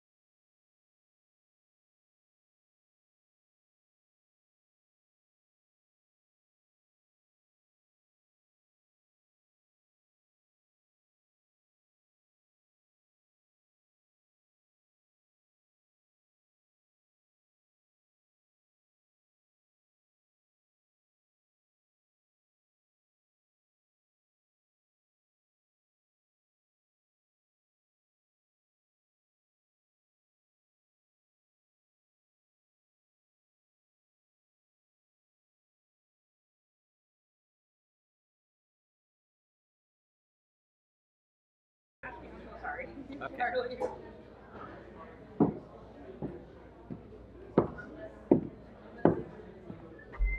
Okay, I think we're ready for some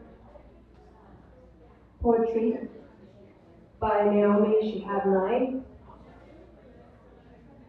If we can hold space back together for the poetry and the music, please.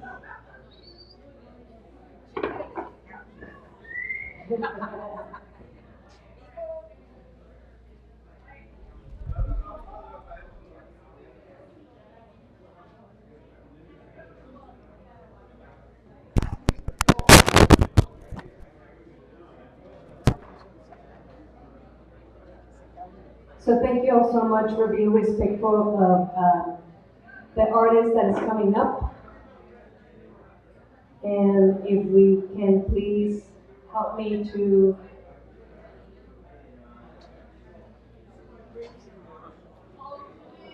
Hey.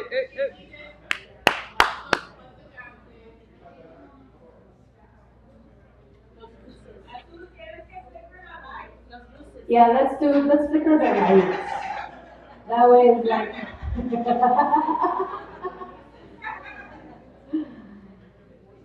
okay. So we have a beautiful treat tonight. ¿Quién está allá? Okay. Thank you all so much. Thank you because we have this really amazing guest here to also share her artistry. Her name is Naomi Shihab Nye.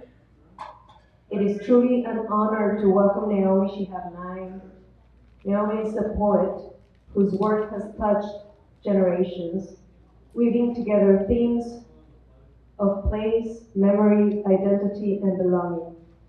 Her words have a way of bringing us closer to each other and to the quiet truths we carry. Tonight, we are very grateful to receive her voice as part of this gathering. Please help me welcome Naomi Shihab Nye.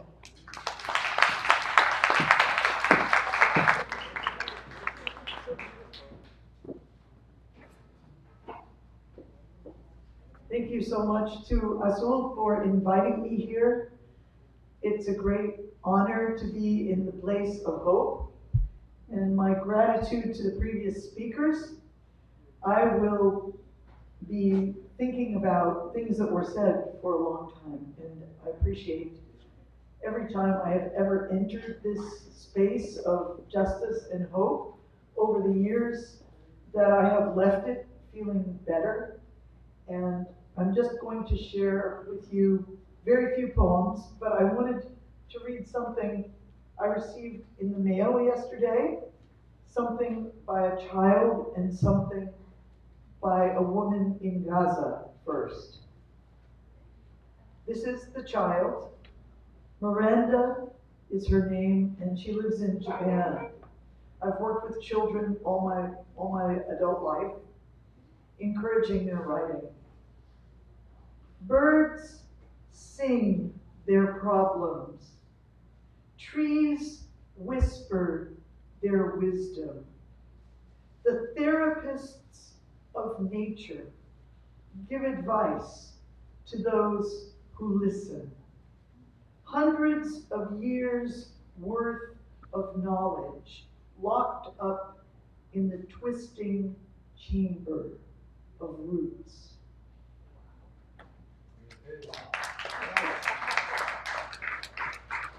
And this is by Hiba Abu Nada of Gaza. Not just passing. Yesterday, a star said to the little light in my heart, we are not just transients passing. Do not die. Beneath this globe, some wanderers go on walking. You were first created out of love, so carry nothing but love. To those who are trembling. One day, all gardens sprouted from our names, from what remained of heart's yearning.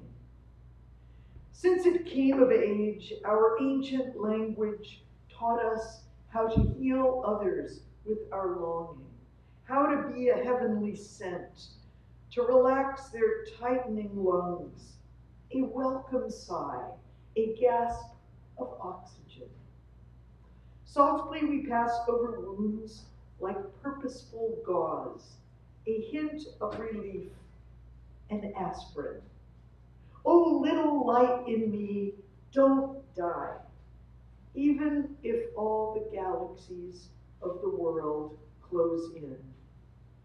Oh, little light in me, say, enter my heart in peace.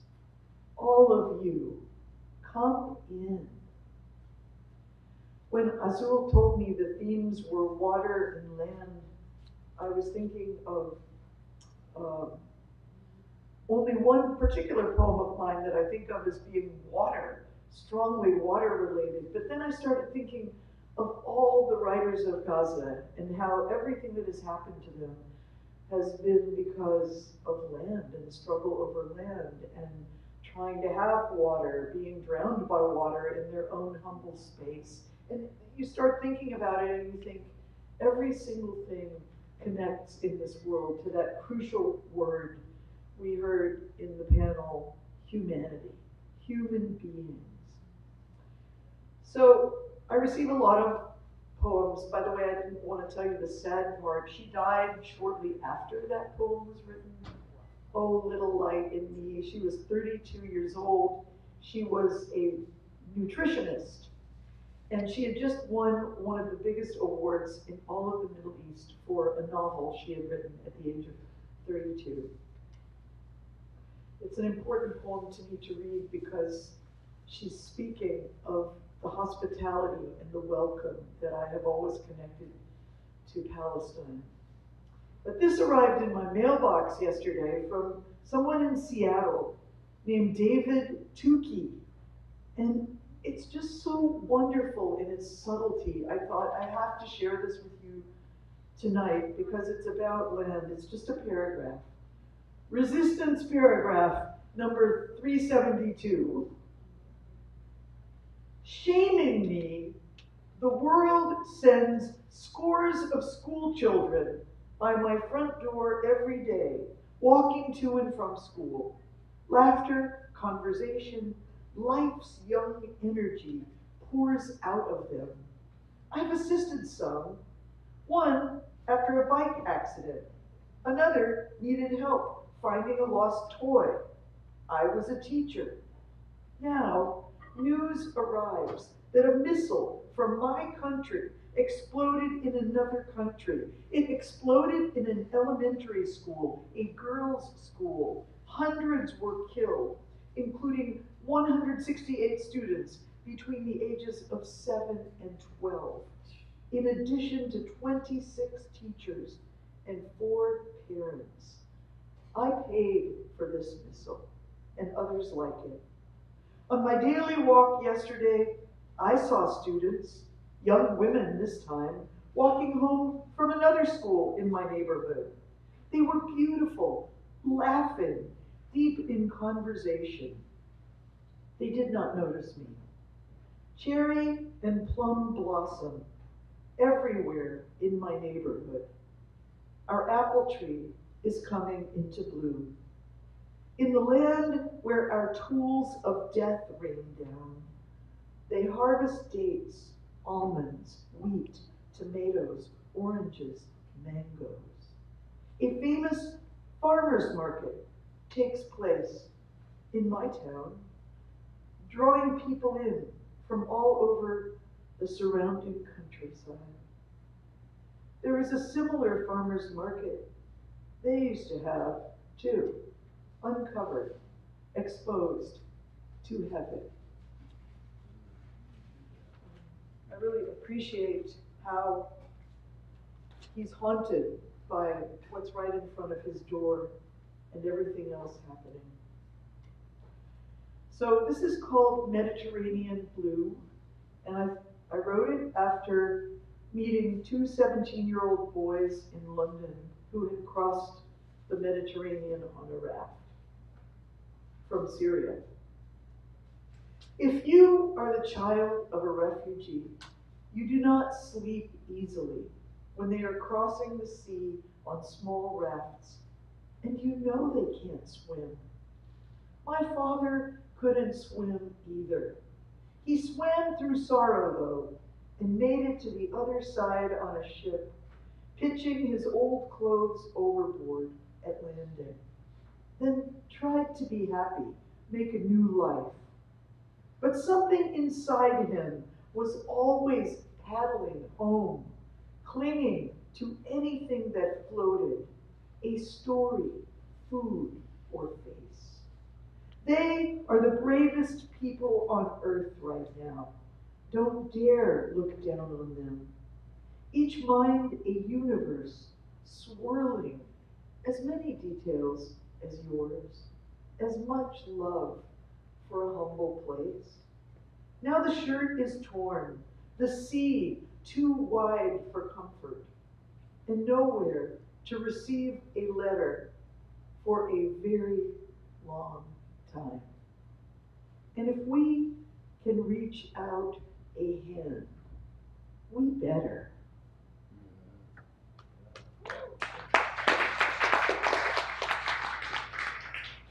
This poem of mine has a quote from Pablo Neruda at the top.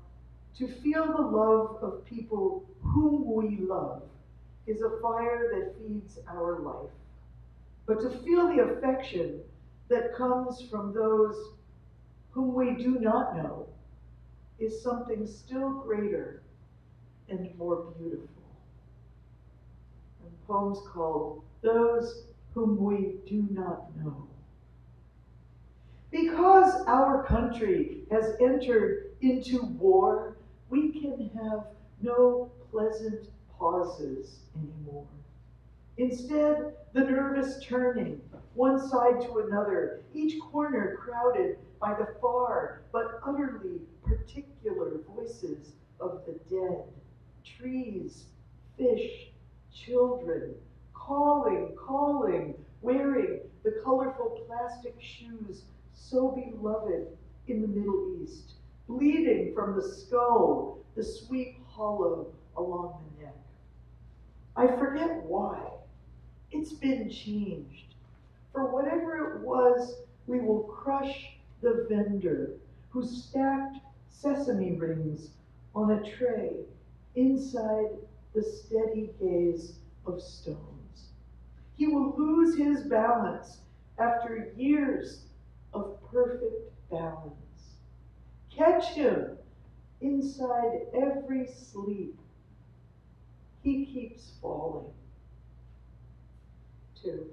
I support all people on earth who have bodies like and unlike my body, skins and moles and old scars, secret and public hair, crooked toes. I support those who have done nothing large, sifter of lentils, sifter of wisdoms, speak. If we have killed no one in the name of anything bad or good, may light feed our leafiest veins. I support clothes in the wash kettle, a woman stirring and stirring with stick, paddle, soaking out grime, simple clothes, the size of bodies, pinned to the sky. 3. What we learned left us. None of it held. Now the words ignite, slogans knot around necks till faces bulge. Windows of sand, doorways, sense of shifting each time you blink. That dune used to be a house, and the desert soaking up echoes. Those whom we did not know think they know us now. it's broken my heart all my life to have this country paying for the bombs that kill so many beautiful people elsewhere. And this is for two children who both lived in Jerusalem, Amir and Anna. Amir can't sleep. He dives under his bed. Anna is afraid of everything. Parked cars, moving buses. Anna is afraid of toast. Their names begin with A, contain the same number of letters. They live 1 mile apart. No one has given them what they deserve. Around both their houses, all the Arab and Jewish houses, red poppies sleep beneath dirt and stones. What do they know? In March, green spokes with fluttering heads rise and rise on every side. It's wildflower season here, and it would have been there too if the land were not so desecrated. And I'll close with this poem. I was thinking of the moon looking down on these places of sorrow and bombing and horror. I remember reading a little article once that said in Iraq, when Americans were bombing in Iraq, the only creatures who were doing their same rituals, what they were meant to do, were the birds. Because the people were too distraught to follow their daily rituals, and everything was constantly changing. And what is ever gained? I'm very touched by that the previous speakers, because it really makes you think about how long this desecration has been going on. So this is the moon talking, the moon over Gaza. Thank you, Azul, for inviting me here tonight. I am lonely for my friends. They liked me, trusted my coming.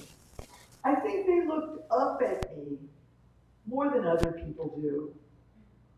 I, who have been staring down so long, see no reason for the sorrows humans make. I dislike the scuffle of bombs blasting very much. It blocks my view. A landscape of grieving feels different afterwards. Different sheen from a simple desert, rubble of walls, silent children who once said my name like a prayer. Sometimes I am bigger than a golden plate, a giant coin, and everyone gasps. Maybe it is wrong that I am so calm.